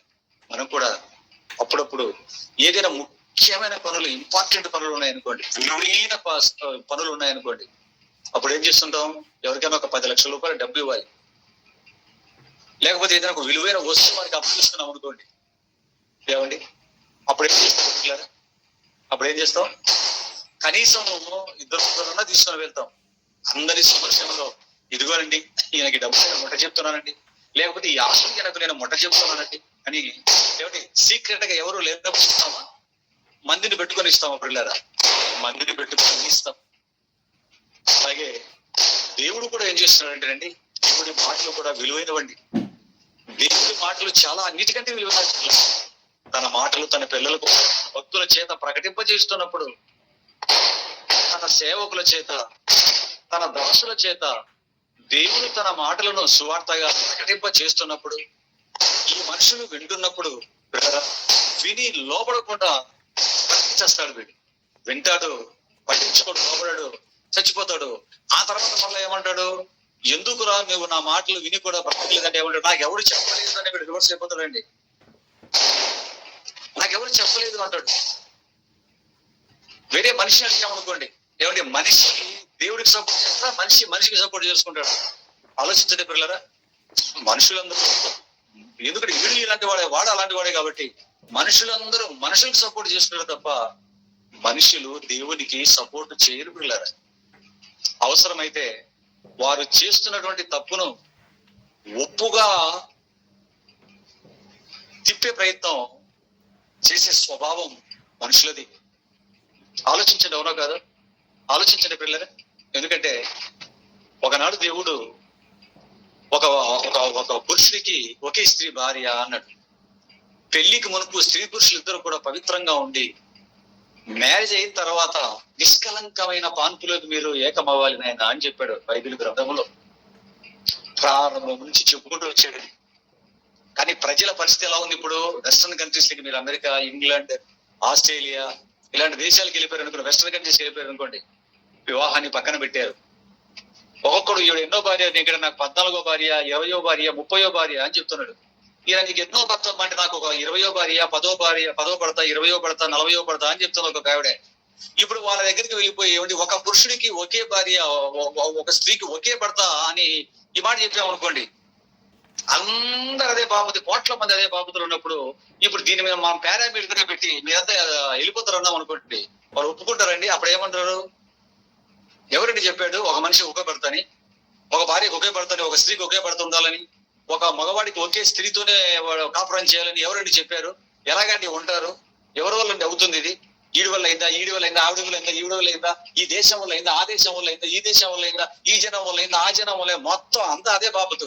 ఎలాగంటే మీరు చెప్తారు మార్చని చట్టానికి? కాబట్టి అది కరెక్ట్ కాదు, మీరు రాంగ్ చెప్పారు. దేవుడి మాటే తప్పని ఒకరి వెనకాల ఒకరు ఏకమై అరిచే స్వభావం ఈ మనిషిదండి. అందుకేనండి మనిషికి మనిషి సపోర్ట్ చేసుకుంటాడు తప్ప మనిషి దేవుడు సపోర్ట్ చేయడండి. అందుకే పిల్లరా, మనిషి బుద్ధి దేవుడు తెలుసు కాబట్టి మనిషికి సపోర్ట్ చేస్తాడు, మనిషి దేవుడిని సపోర్ట్ చేస్తాడా? లేదంటే మనిషి దేవుడికి సపోర్ట్ చేస్తాడు. ఒకవేళ మీరు అన్నారు అనుకోండి, చెయ్యడండి. పండు తెంపారు ఇద్దరు, అవ తింటండి, తినింది, భర్తకి ఇచ్చింది, ఇద్దరు తినేశారు. దేవుడు వచ్చి నేను తినవద్దని నీతో చెప్పిన చెట్టు ఫలం తిన్నావా నాయన అని అడిగినప్పుడు ఆదాము దేవుడికి సపోర్ట్ చేశాడా, మరో మనిషి అయినటువంటి అవ్వకు సపోర్ట్ చేస్తున్నాడా? ఏమండి, ఎవరిది తప్పన్నాడు? దేవుని సపోర్ట్ చేయలేదు, అవ్వను సపోర్ట్ చేశాడు. నేను నాకు సాటి సహాయంగా ఈ స్త్రీని చేయలే, భార్యగా ఉండాలని ఈవిడిస్తే నేను తిన్నాను అంటే ఈవిడి కలిగించి నువ్వు కలిగించావు కాబట్టి ఈవిడ ఉంది కాబట్టి ఈవిడిస్తే నేను తిన్నాను, తప్పు నీది అన్నాడు. మనిషి దేవుని సపోర్ట్ చేయడండి. ఆలోచించలేదు దేవుని పిల్లరా. ఇది ఒకసారి రెండు సార్లు కాదు, చాలా సార్లు నిరూపితున్నటువంటి వాస్తవం. అందుకే మనిషిని సపోర్ట్ చేస్తున్నాడు కనుక, మనిషికి పొంకే స్వభావం ఎక్కువ కనుక అక్కడికి వెళ్ళి మరణించిన తర్వాత అయ్యా నాకు దేవుడు నీ మాటలు ఎవరు చెప్పలేదు, క్రీస్తు గురించి స్వార్థం తెలియలేదు, నాకు ఎవరు చెప్పలేదు, బైబిల్లో ఉన్న మాటలు నాకు తెలియదు, రక్షణ పొందాలని నాకు తెలియదు, పాప ప్రక్షాళన చేసుకోవాలని నాకు తెలియదు, అందుకే నేను తెలియకుండా చచ్చిపోయాను కాబట్టి ఇప్పుడు నన్ను క్షమించేసిన పరలోకాన్ని ఇచ్చి అనేటువంటి బొంకుడు మాటలు మనిషి మాట్లాడతాడు కనుక. ఏమండి, నాకు తెలియకుంటే ఎలాగ ప్రభువా, ఎవరినైనా పంపించితే బాగుండేది అని మనం దేవుడికి మరలా ప్రశ్నిస్తాం. మన చేత ప్రశ్నించుకునేటంత అల్పుడు దేవుడు కాదండి. అందుకే ఎవరిని ఎక్కడ బిగించాలో దేవుడికి బాగా తెలుసు. అందుకే దేవుడు ఏం చేశాడు, మనం ఇలాంటి టైపే కనుక, అందుకే ఇప్పుడు ఎవరిని సాక్ష్యంగా పెట్టాలనుకుంటున్నాడు దేవుడు, ఎవరిని వినమంటున్నాడు దేవుడు, సర్వ సృష్టి ఆకాశము క్రింద ఉన్న సమస్త సృష్టికి ప్రకటింపబడినట్టు మీరు మీరు సర్వలోకములకు వెళ్ళి సర్వ సృష్టికి స్వార్థ ప్రకటించండి నాయన. ఆకాశమా నువ్వు విను, భూమి నువ్వు విను, సమస్త సృష్టి ఇదిగో మీరు వినండి అన్నాడు చూడండి. ఎందుకంటే సాక్ష్యము ఈ ప్రకృతి మనకు ఖచ్చితంగా ఒళ్ళు పోకుండా ఉన్నది ఉన్నట్లుగా చెప్పగలిగినటువంటి నిజాయితీ కలిగినటువంటిది ఈ ప్రకృతి పిల్లరా. ఆలోచించండి, సాక్ష్యము కోసమే సృష్టికి కూడా స్వార్థ ప్రకటించమన్నాడు. ఒకటి వీడికి ప్రకటించు, రెండు సృష్టికి కూడా ప్రకటించు, వినాలి, సృష్టి కూడా వినాలి అన్నాడు చూడండి పిల్లలు. ఒకసారి యెహోషువ గ్రంథం మంచి మాట తీయండి. యెహోషువ గ్రంథం 24వ అధ్యాయం 27వ వచనం చూడండి పిల్లలు. యెహోషువ గ్రంథం 24వ అధ్యాయం 27వ వచనం. యెహోషువ గ్రంథం 24వ అధ్యాయం 27వ వచనాన్ని దయచేసి ఈ బైబిల్ విప్పి చూడండి. జనులందరితో ఇట్లా నేను 24 యెహోషువ గ్రంథం 27వ వచనం చదువుతున్నానండి. జనులందరితో ఇట్లా నేను, ఎవరు? యెహోషువ, ఆలోచించుడి, యెహోవా మనతో చెప్పిన మాటలన్నీ ఈ రాతికి వినబడిన గనుక అది మన మీద సాక్షిగా ఉండును. మీరు మీ దేవుని విసర్జించిన ఎడల అది మీ మీద సాక్షిగా ఉండును అన్నాడు చూడండి పిల్లరా. ఏమండి, ఏమంటున్నాడండి యెహోషువ గారండి? ధర్మశాస్త్రం మాటలన్నీ వినిపించాడండి. ఎవరు వినిపించాడండి? మనుషులుగా, రాతికా? ఒక పెద్ద రాతి తీసుకొని వచ్చి అక్కడ పెట్టాడు, రాతి దగ్గరికి వెళ్ళాడు, లేకపోతే రాయిని తెచ్చి పెట్టాడు. ఆ రాయిని మధ్యలో పెట్టాడు, ధర్మశాస్త్రాన్ని చెప్పాడండి. ప్రజలందరికీ చెప్పాడు. ప్రజలందరికీ ధర్మశాస్త్రాన్ని చెబుతున్నప్పుడు ఇటు పక్క ఎవరు వింటున్నారు? రాయి కూడా వింటుందండి. రాయి కూడా వినిపింపచేశాడు. వినిపింపచేసి ఆ తర్వాత ఏమంటున్నాడు? ఇదిగో దేవుడి సన్నిధిలో ఈ రాయి సమక్షంలో నేను మీకు దేవుడి మాటలన్నీ నేను చెప్పాను. ఆ బాధ్యత ప్రకారం ఏవైతే దేవుడు ధర్మశాస్త్రంలో మాటలు చెప్పమన్నాడో వాక్యాలు, అవన్నీ మీకు నేను చెప్పేశాను. నేను మీకు దేవుడి మాటలు చెప్పాను అనడానికి మీకు నాకు మధ్య మన సాక్ష్యం ఎవరంటే ఈ రాయి సాక్ష్యం అని ఒక పెద్ద రాయిని అక్కడ సాక్షిగా పెడుతున్నట్లుగా మనకు కనపడుతుంది చూడండి పిల్లారా. ఆలోచించండి పిల్లారా. నిజంగా ఆశ్చర్యం వేస్తుందండి. మనం చదువుకుంటూ వెళ్ళిపోయినాం కాబట్టి ఇవన్నీ మనకు కనిపించలేదు, కానీ చదువుతున్నప్పుడు ఒక క్షణం ఆగి మనం ఆలోచించగలిగితే దేవుని పిల్లారా, యెహోషువ గారు ఆయన పెట్టాడు, ప్రజలను నిల్చోబెట్టాడు. ఎందుకంటే ఇశ్రాయేలీయులు ఎలాంటి వాళ్ళు, ఇశ్రాయేలీయులు ఎలాంటి వారు, దుర్మార్గులు. అలా చూసి ఇలా చూసి గేటు ఫిరాయించి చేస్తారు వాళ్ళు. ఏమండి, మాకు తెలియదు, మాకు యెహోషువ చెప్పలేదు, అస్సలు చెప్పలేదు యెహోషువ గారని. యెహోషువ గారిని దోషినిగా చేసే జాతి కాబట్టి, యెహోషువ గారికి వారి గురించి బాగా తెలుసు కాబట్టి, ఆల్రెడీ వారితో మోషే పడుతున్నప్పుడు 40 సంవత్సరాలు ఎక్స్పీరియన్స్ చేశాడు కాబట్టి, కట్టు కదలకుండా ఏం చేశాడు యెహోషువ గారు అంటే, ఇదిగో ఒక రాయిని తెచ్చాడు, రాయి ఎదుట వారికి ధర్మశాస్త్రం అని చెప్పాడు. ఈ రాయిని ఒక సాక్షిగా పెట్టినట్లుగా మనకు అక్కడ అర్థమవుతుంది. చూడండి దేవుని పిల్లలు, చూశారండి, ఎవరిని సాక్ష్యంగా పెడుతున్నాడో మీరు ఆలోచించడం పిల్లలు. మనిషికి ప్రకృతిని సాక్ష్యంగా యెహోషువ గారు పెడుతున్నట్లుగా అర్థమవుతుంది. అందుకని దేవుడు కూడా సువార్తను మనుషులతో పాటు ఎవరికి ప్రకటించబడుతున్నాడండి? సృష్టికండి.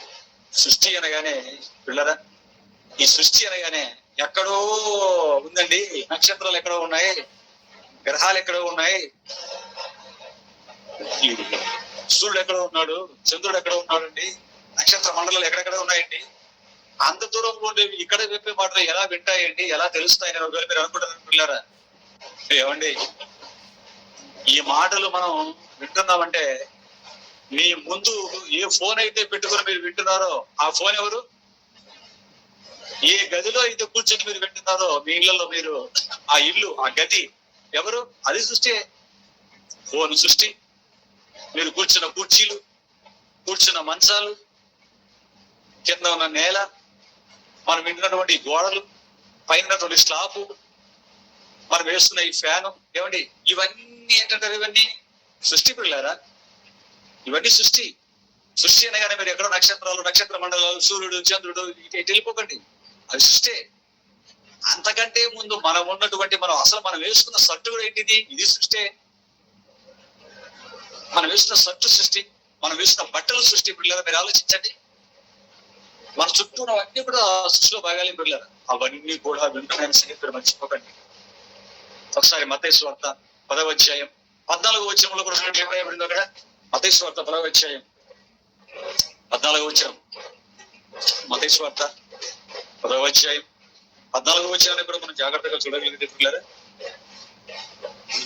మత్తయి సువార్త 10వ అధ్యాయం 14వ వచనం చూడగలిగితే, ఎవరైనాను మిమ్మల్ని చేర్చుకొనక మీ మాటలు వినకుండిన ఎడల మీరు ఆ ఇంటినైనను ఆ పట్టణమైనను విడిచిపోవునప్పుడు మీ పాద ధూళి దులుపువేయుడి, మీ పాద ధూళి దులుపువేయుడి. విమర్శ దినమందు ఆ పట్టణపు గతి కంటే సొదొమ గొమొర్రా దేశ ప్రదేశముల గతి ఓరోదైనది ఉంటుందని నిశ్చయంగా నీతో చెప్పుచున్నాను. ఏదులో పట్టడండి? సువార్త ప్రకటించిన తర్వాత వారు వినకపోతే, వారు మీ మాట పట్టించుకోకపోతే, మీ మాటకు వారు లోపడకపోతే, మీ మాటకు చెవినివ్వకపోతే మీరేమి చేయాల్సిన అవసరం లేదు. వారిని ఏమి అనకండి, ఒక్క పని చేయండి, మీ పాదాలకు ఉన్నటువంటి ధూళిని దులపండి అన్నాడు. అంతేనండి. ఎందుకంటే అదే పెద్ద సీడి అన్నాడు. మీ పాదాలకు ఉన్నటువంటి ధూళే అదొక పెద్ద సీడ్ అయిపోయేసారు. ఆయన మీ మాటలు వినకపోయినా, మిమ్మల్ని చేర్చుకోకపోయినా మీ దుమ్ము మీరు దులిపోయింది, తర్వాత మిగతాది నేను చూసుకుంటాను అన్నాడండి.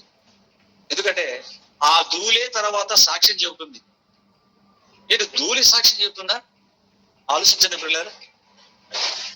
ధూళి అంటే ఎంత చిన్న రేణువులు కదండి. ధూళి ఎంత దుమ్ము, ధూళి అంటే దుమ్ము అంటే ఎగిరిపోతుందండి, బరువు ఉండదు. ఆలోచించండి పిల్లరా, బరువు లేనటువంటి ఒక ధూళి సాక్ష్యం చెబుతుందంటే పిల్లరా, బైబిల్ చదువుతున్నప్పుడు బైబిల్ సరిగ్గా ఉపయోగం నమ్మకపోవచ్చు. అలాగైతే శాస్త్రాన్ని నమ్ముతారా? సైన్స్ నమ్ముతారా పిల్లరా? సైన్స్ దగ్గరికి మనం వెళ్ళిపోయి చూడగలిగితే పిల్లరా, ఎందుకంటే సైన్స్ ను లోకం గుడిగా నమ్ముతుందండి. సైన్స్ లో ఈ ధూళి కణాలలో, దుమ్ము కణాలలో, ఇసుక కణాలలో ఏముంటుంది అంటే సిలికాన్ రేణువులు ఉంటాయండి. పార్టికల్స్ అంటాడు, సిలికాన్ పార్టికల్స్, సిలికాన్ రేణువులు. ఈ సిలికాను రేణువులలో, ఆ రేణువులతోనే, ఆ రేణువులకు ఎటువంటి గుణం ఉంటుందంటే, ఈ సిలికాన్ రేణువులకు ఎటువంటి గుణం ఉందంటే జ్ఞాపక శక్తి ఉందండి. జ్ఞాపకం పెట్టుకునే గుణం ఉందటండి. మీకు అర్థం అవ్వాలంటే, కంప్యూటర్లో చిప్ ఉంది చూసారా, కంప్యూటర్లో చిప్ పెడతాడు డేటా ఎక్కించుకోవడానికి. ఎన్ని సంవత్సరాలు ఉంటుంది కంప్యూటర్ చిప్. ఆ చిప్ ను దేంతో చేశారు అనుకున్నారు? దాన్ని వచ్చే తయారు చేయడానికి వాటిని ఏంటి అనుకున్నారు? ఈ దుమ్ములో ఉన్నటువంటి, ధూళిలో ఉన్నటువంటి సిలికాన్ రేణువులండి. మెమరీ కార్డు మీకు అందరూ తెలుసు, సెల్ ఫోన్ ఈ మధ్య ఎవరు వాడట్లేదు, కానీ సెల్ ఫోన్ మెమరీ ఉంటుంది. మనం వాడకపోయినా దాంట్లో మెమరీ చిప్ పెట్టకపోయినా అందులో ఆటోమేటిక్ గా కంపెనీ కూడా మెమరీ ఇస్తుంది. అందుకే మనం తీసుకుంటున్నాం ఫోటోలు, వీడియోలు అన్ని అందులో నింపబడుతుంటాయి. ఆ మెమరీలో కూడా మెమరీలో కార్డులో కూడా, మెమరీ కార్డును కూడా వాడేది ఏంటంటే ఈ సిలికాన్ రేణువులే వాడతారండి. పెన్ డ్రైవ్లని, మెమరీలని, పిల్లల కంప్యూటర్లో వాడే చిప్పులని. ఏమంటే ఇవైతే రికార్డింగ్ చేయడానికి కెమెరాస్ లో కానివ్వండి, ఆడియో వీడియో అన్ని రికార్డ్ చేసే కెమెరాలలో ఆ చిప్పులు దేనికి తయారు చేస్తారంటే ధూళి కణాలతో. ధూళి కణాలలో ఉన్న సిలికాన్ రేణువులు తీసుకొని వాటితో తయారు చేశారండి. పిల్లలు మీరు ఆలోచించండి, మెమరీ కార్డులోనే ఈ ధూళి కణాలతో చేసిన, సిలికాన్ రేణువులతో చేసిన మెమరీ కార్డులోనే జీబీలు గుర్తుపెట్టుకోగలిగితే, ఇప్పుడు ఆ ధూళికి పాదాల నుంచి దొరుకుతున్నటువంటి ఆ ధూళికి ఎంత మెమరీ ఉంటుందో మీరు ఆలోచించండి పిల్లలు. యేసు క్రీస్తు వారు మాట్లాడిన మాటలు, ధూళి కణాలకు జ్ఞాపక శక్తి ఉంటుంది, ఆడియో వీడియో రెండు కూడా అవి పసిగట్టగలుగుతాయి, ఎన్ని సంవత్సరాలైనా సరే అవి ఆ మెమరీలో ఉంచుకుంటాయి అన్నటువంటి విషయం మనిషి కనుగొనక మునిపే 2000 సంవత్సరాల కిందట యేసుక్రీస్తు వారు చెబుతున్న మాటలు. మీ మాటలు ఎవరైనా వినకపోతే, మిమ్మల్ని చేర్చుకోకపోతే మీ పాదాలకు ధూళి దులిపేయండి, ఆ తర్వాత వాళ్ళ ధూళి నేను దులిపేస్తాను అన్నాడండి. ఎందుకు దులిపేయమంటాడు? దుమ్ము ధూళి వస్త్రాలు దులిపేయమంటే ఒక దగ్గర, పాదాల ధూళి దులిపేయమంటే ఒక దగ్గర. ఏమంటే అదే చేశారండి అపోస్తులు. వినకపోతే దులుపుకొని వెళ్ళిపోయేవాళ్ళు పౌలు గారు, బర్నబా గారు, వీళ్ళందరూ కూడా. ఆలోచించండి పిల్లరా, ఆలోచించండి. ఎందుకు ఇట్లా దులిపేస్తున్నారు? మీరు దులిపినటువంటి ధూళి వాళ్ళ మీద సాక్ష్యం చెబుతుంది అన్నాడు. ఊరికనే కదండి, ఇవన్నీ కనుగొనక మునిపే యేసు ఏమి కాకుండా ఒక మాటలో ఈ విషయాలు చెప్పాడు. మీరు ఆలోచించండి పిల్లరా. అంటే ధూళికి ఏముంటుంది అంటే జ్ఞాపక శక్తి ఉందండి. యాకోబు ధూళికే కాదండి, యాకోబు పత్రిక 5వ అధ్యాయం 2వ వచనం చూడండి పిల్లరా. యాకోబు పత్రిక 5వ అధ్యాయం 2వ వచనం. ఒక్కొక్కటిగా ఈ సృష్టిని చూస్తున్నప్పుడు ఆకాశం అన్నాడు, భూమి అన్నాడు, భూమి ఆ తర్వాత మీకంటే భూమి అన్నాడు, అందులో ఉన్న సమస్తాన్ని వినమంటున్నాడు.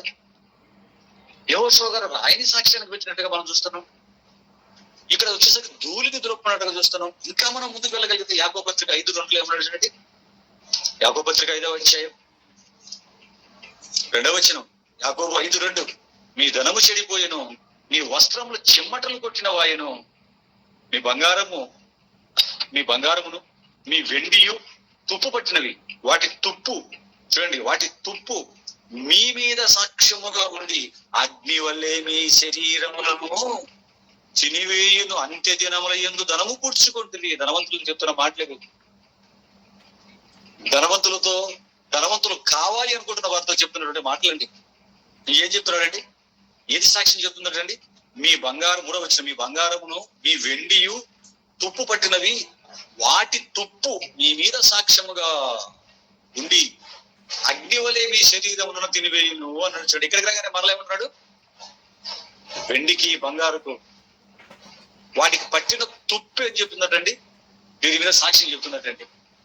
ఎందుకంటే లేదు నేను దాచుకోలేదు, నేను ధనవంతునే కాదు, మామూలు వ్యక్తిని నేను అన్నావు అనుకో, అందుకే మామూలుగా ప్రతిగా అన్నావు అనుకో. లేదు ఏ వెండి బంగారు ఆ డబ్బులు నీ బీరువాలలో లేకపోతే దాచుకున్నావో, వాటిల్లో లాకర్స్ లో దాచుకున్నావో, వాటికి పట్టిన తుప్పు పెట్టు, డబ్బు పెట్టు, కొద్ది రోజులు దాచిన తీసి దులుపు కరెన్సీ నోట్లని, దుమ్ము వస్తుంది.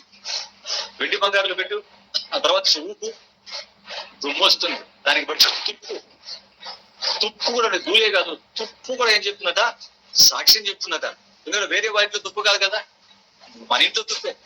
ఇదిగో 20 నిండా నన్ను పెట్టాడు ఆయన, నన్ను బీరువాలో పెట్టాడు, మీ సన్నిధికి వచ్చి కానుక మాత్రం 10 రూపాయలు వేసాడు, లేకపోతే 100 రూపాయలు కానుక వేసాడు. మీ పని గురించి బాగా విన్నాడు, ఇంట్లోకి వచ్చి మమ్మల్ని మాత్రం జాగ్రత్తగా బిస్కెట్లుగా హారాలుగా, ఉంగరాలుగా, రకరకాలైనటువంటి వస్తువులుగా మమ్మల్ని మాత్రం జాగ్రత్తగా లోపల దాచాడు. సువార్తగా మాత్రం వీడు విదర్శన కూడా ఎంగిలి వెతుకులో విదర్శలేదు. వీడు ఇదిగో మేమే సాక్ష్యం వీడికి అని మన ఇంట్లో ఉన్నటువంటి బంగారుకు, వెంటికి, కరెన్సీకి పట్టిన తుప్పే సాక్ష్యము చెబుతున్నటువంటి వారి మీద. దేవుని పిల్లలను మీరు ఆలోచించండి. ఏమండి, ఎందుకు దేవుడు ఈ చిన్న చిన్న వాటిని చూపుతున్నాడు? మీరు ఆలోచించండి. ఈ చిన్న చిన్న వాటిని ఎందుకు చూపుతున్నాడంటే, ఈ చిన్న చిన్న కంటికి కనిపించని రేణువులు, ధూళి, ఏమండి, ఈ తుప్పే, ఈ చిన్న చిన్నవి ఇంతగా సాక్ష్యం చెప్తే ఇక భూమి ఎంతగా పెద్ద పెద్దవి ఎంత సాక్ష్యం చెప్పాలి? భూమి ఎంతగా సాక్ష్యం చెప్పాలి, ఆకాశం ఎంతగా సాక్ష్యం చెప్పాలి, ఈ నక్షత్రాలు, గ్రహాలు పెద్ద పెద్దవి, సముద్రం, నీరు కూడుకుంటుందా?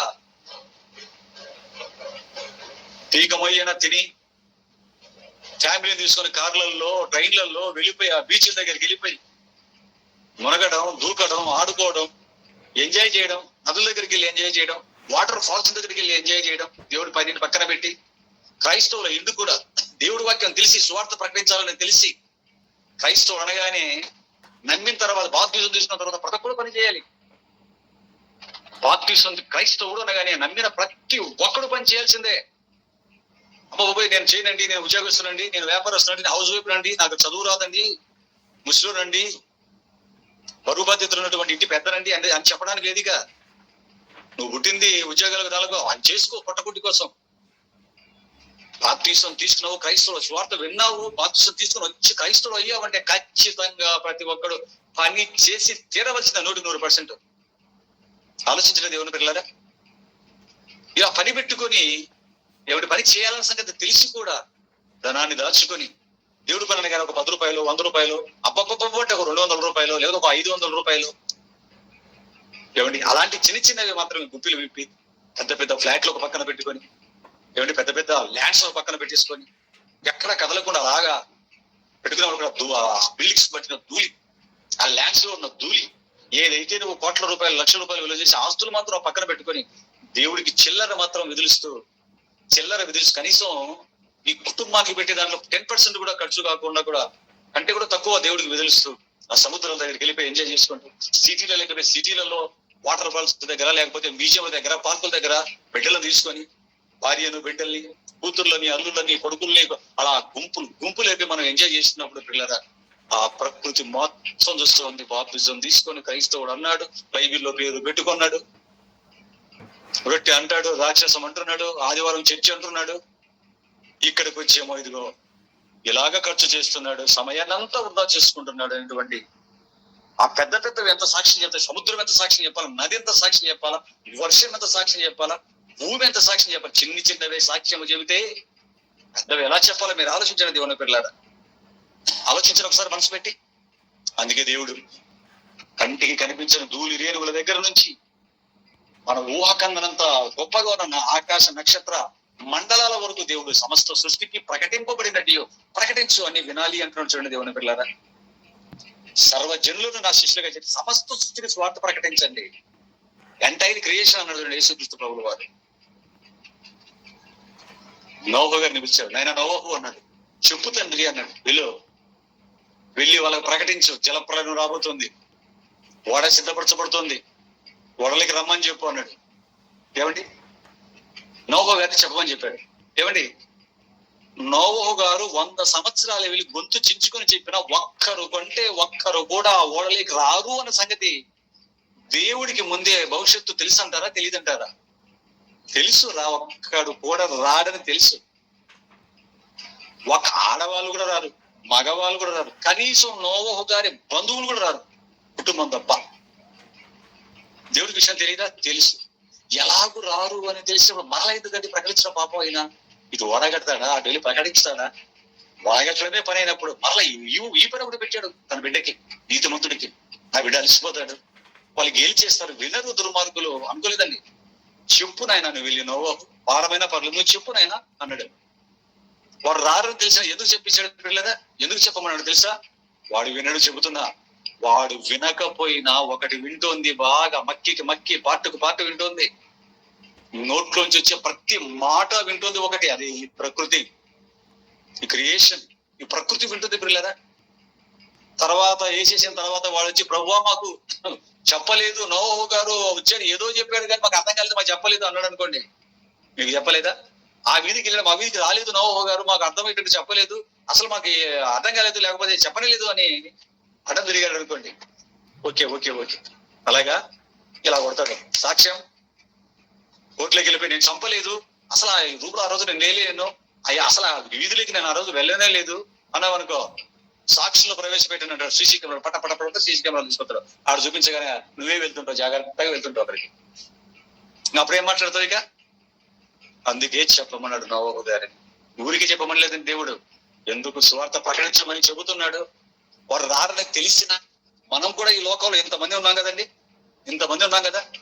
ఇంతమందికి సువార్త ప్రకటిస్తే ఎంతమంది చర్చిలోకి వస్తారు మీరు చెప్పండి, సంఘంలోకి వస్తారు. సంఘంలోకి వచ్చిన వాళ్ళు ఎంతమంది దేవుడి కోసం బతుకుతారు చివరి వరకు?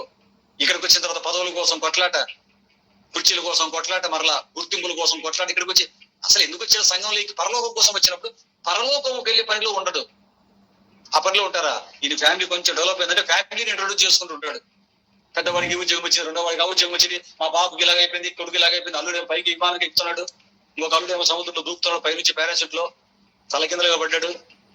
ఏమండి ఇవి చెప్పుకుంటుంటారండి. గుర్తింపు పిల్లరా సంఘంలోకి ఎందుకు వచ్చారు? పరలోకాలకు వెళ్ళడానికి వచ్చి ఈ దేన్ని చేస్తున్నారు? ఒకసారి మీరు ఆత్మవిమర్శ చేసుకోండి.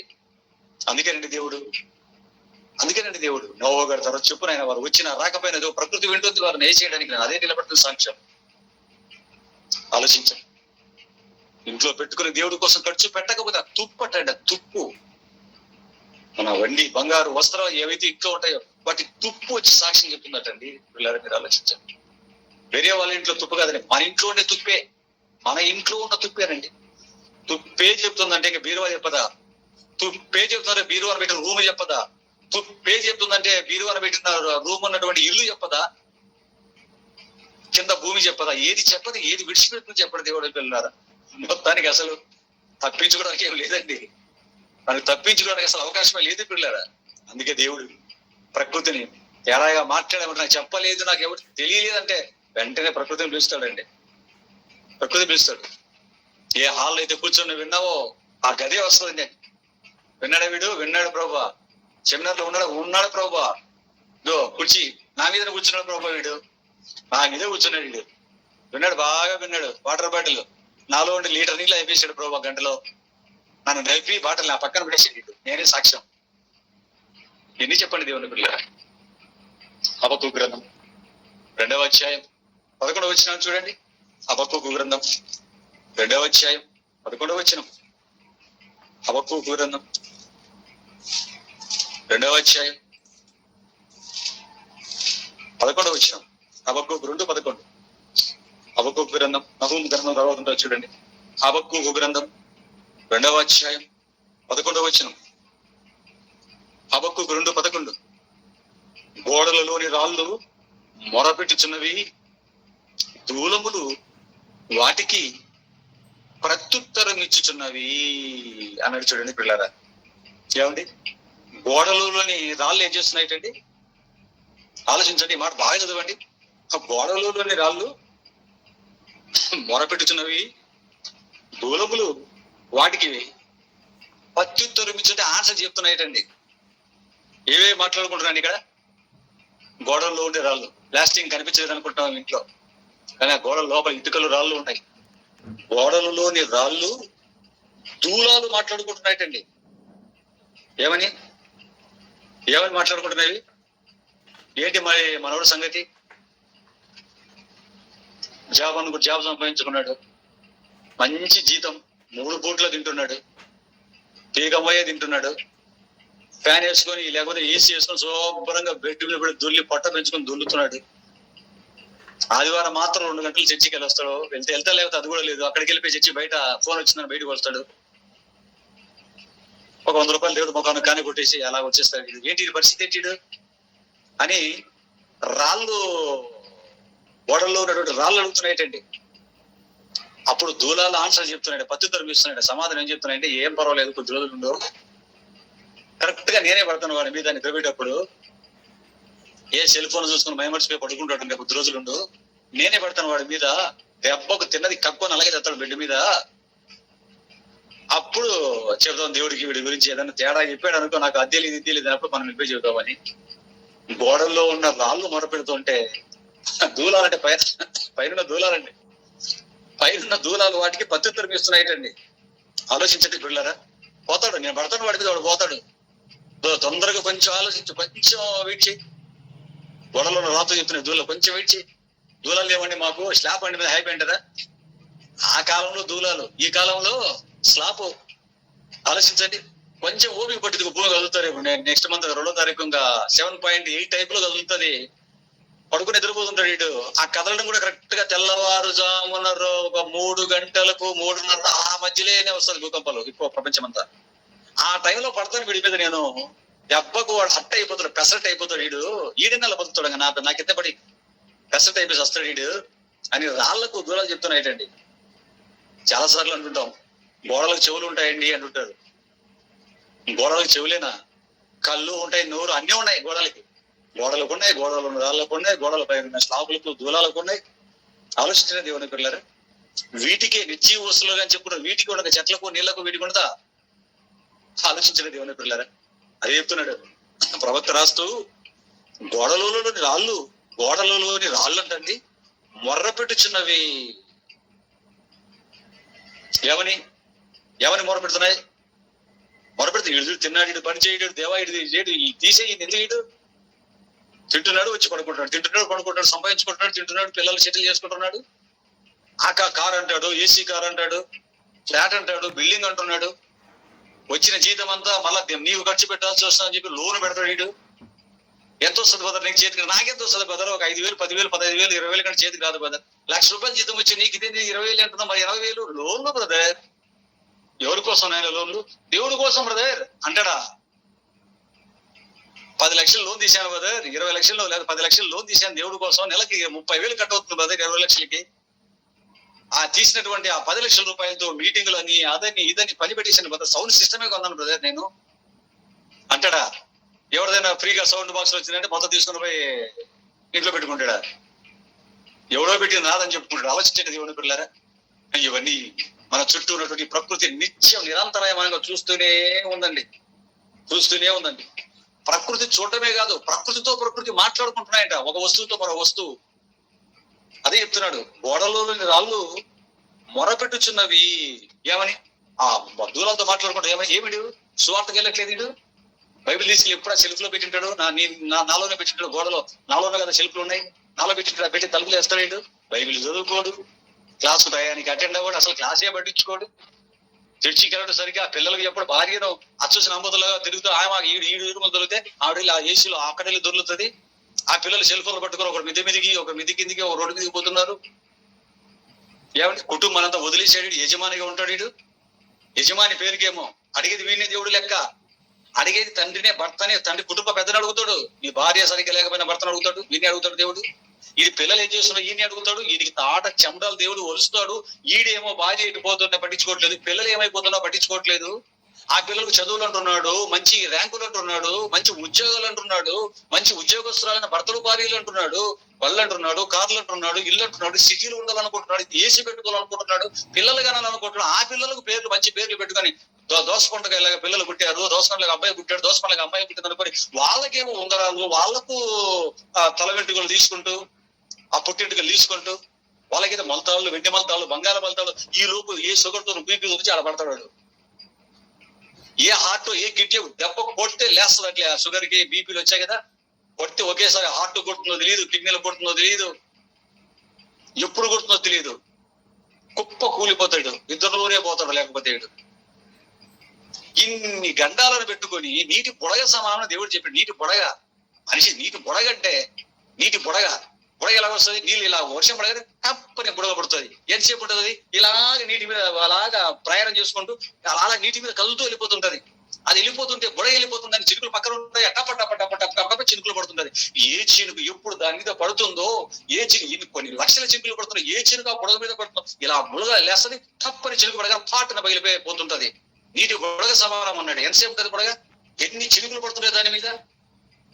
నువ్వు లేచి ఇంట్లో నుంచి బయటికి బయలుదేరినప్పటి నుంచి ఇంట్లోనే నీకెన్ని కరెంట్ ఫ్లెగ్. మన భార్యాభర్తలు లోపల ముక్కపోసం అని చెప్పి రిటైర్డ్ హెడ్ మాస్టర్ భార్యాభర్తలు కడప జిల్లాలో లోపల ఫ్యాన్ వేసుకుని ఉక్కపోస్తుంది, బయట పెట్టుకుని పడుకున్నాం బాగుంటుందని చెప్పి ఆ మండలంలో నేను మంచం తీసుకెళ్ళిపోతాను, ఫ్యాన్ తీసుకురా పడుకో. ఈయన మంచం బెడ్ తీసుకెళ్ళి బయట వేసుకున్నాడు, ఫ్యాన్ కోసం వెళ్ళింది, కరెంట్ పాస్ అయింది, పట్టుకుని అల్లాడుతుంది. ఇదని లేకుండా పడి ఇద్దరు చచ్చిపోయారు. వారు చచ్చిపోయారు సంగతి ఉదయం ఒరుగురు వెళ్ళి చచ్చిపోతారు. వాళ్ళకి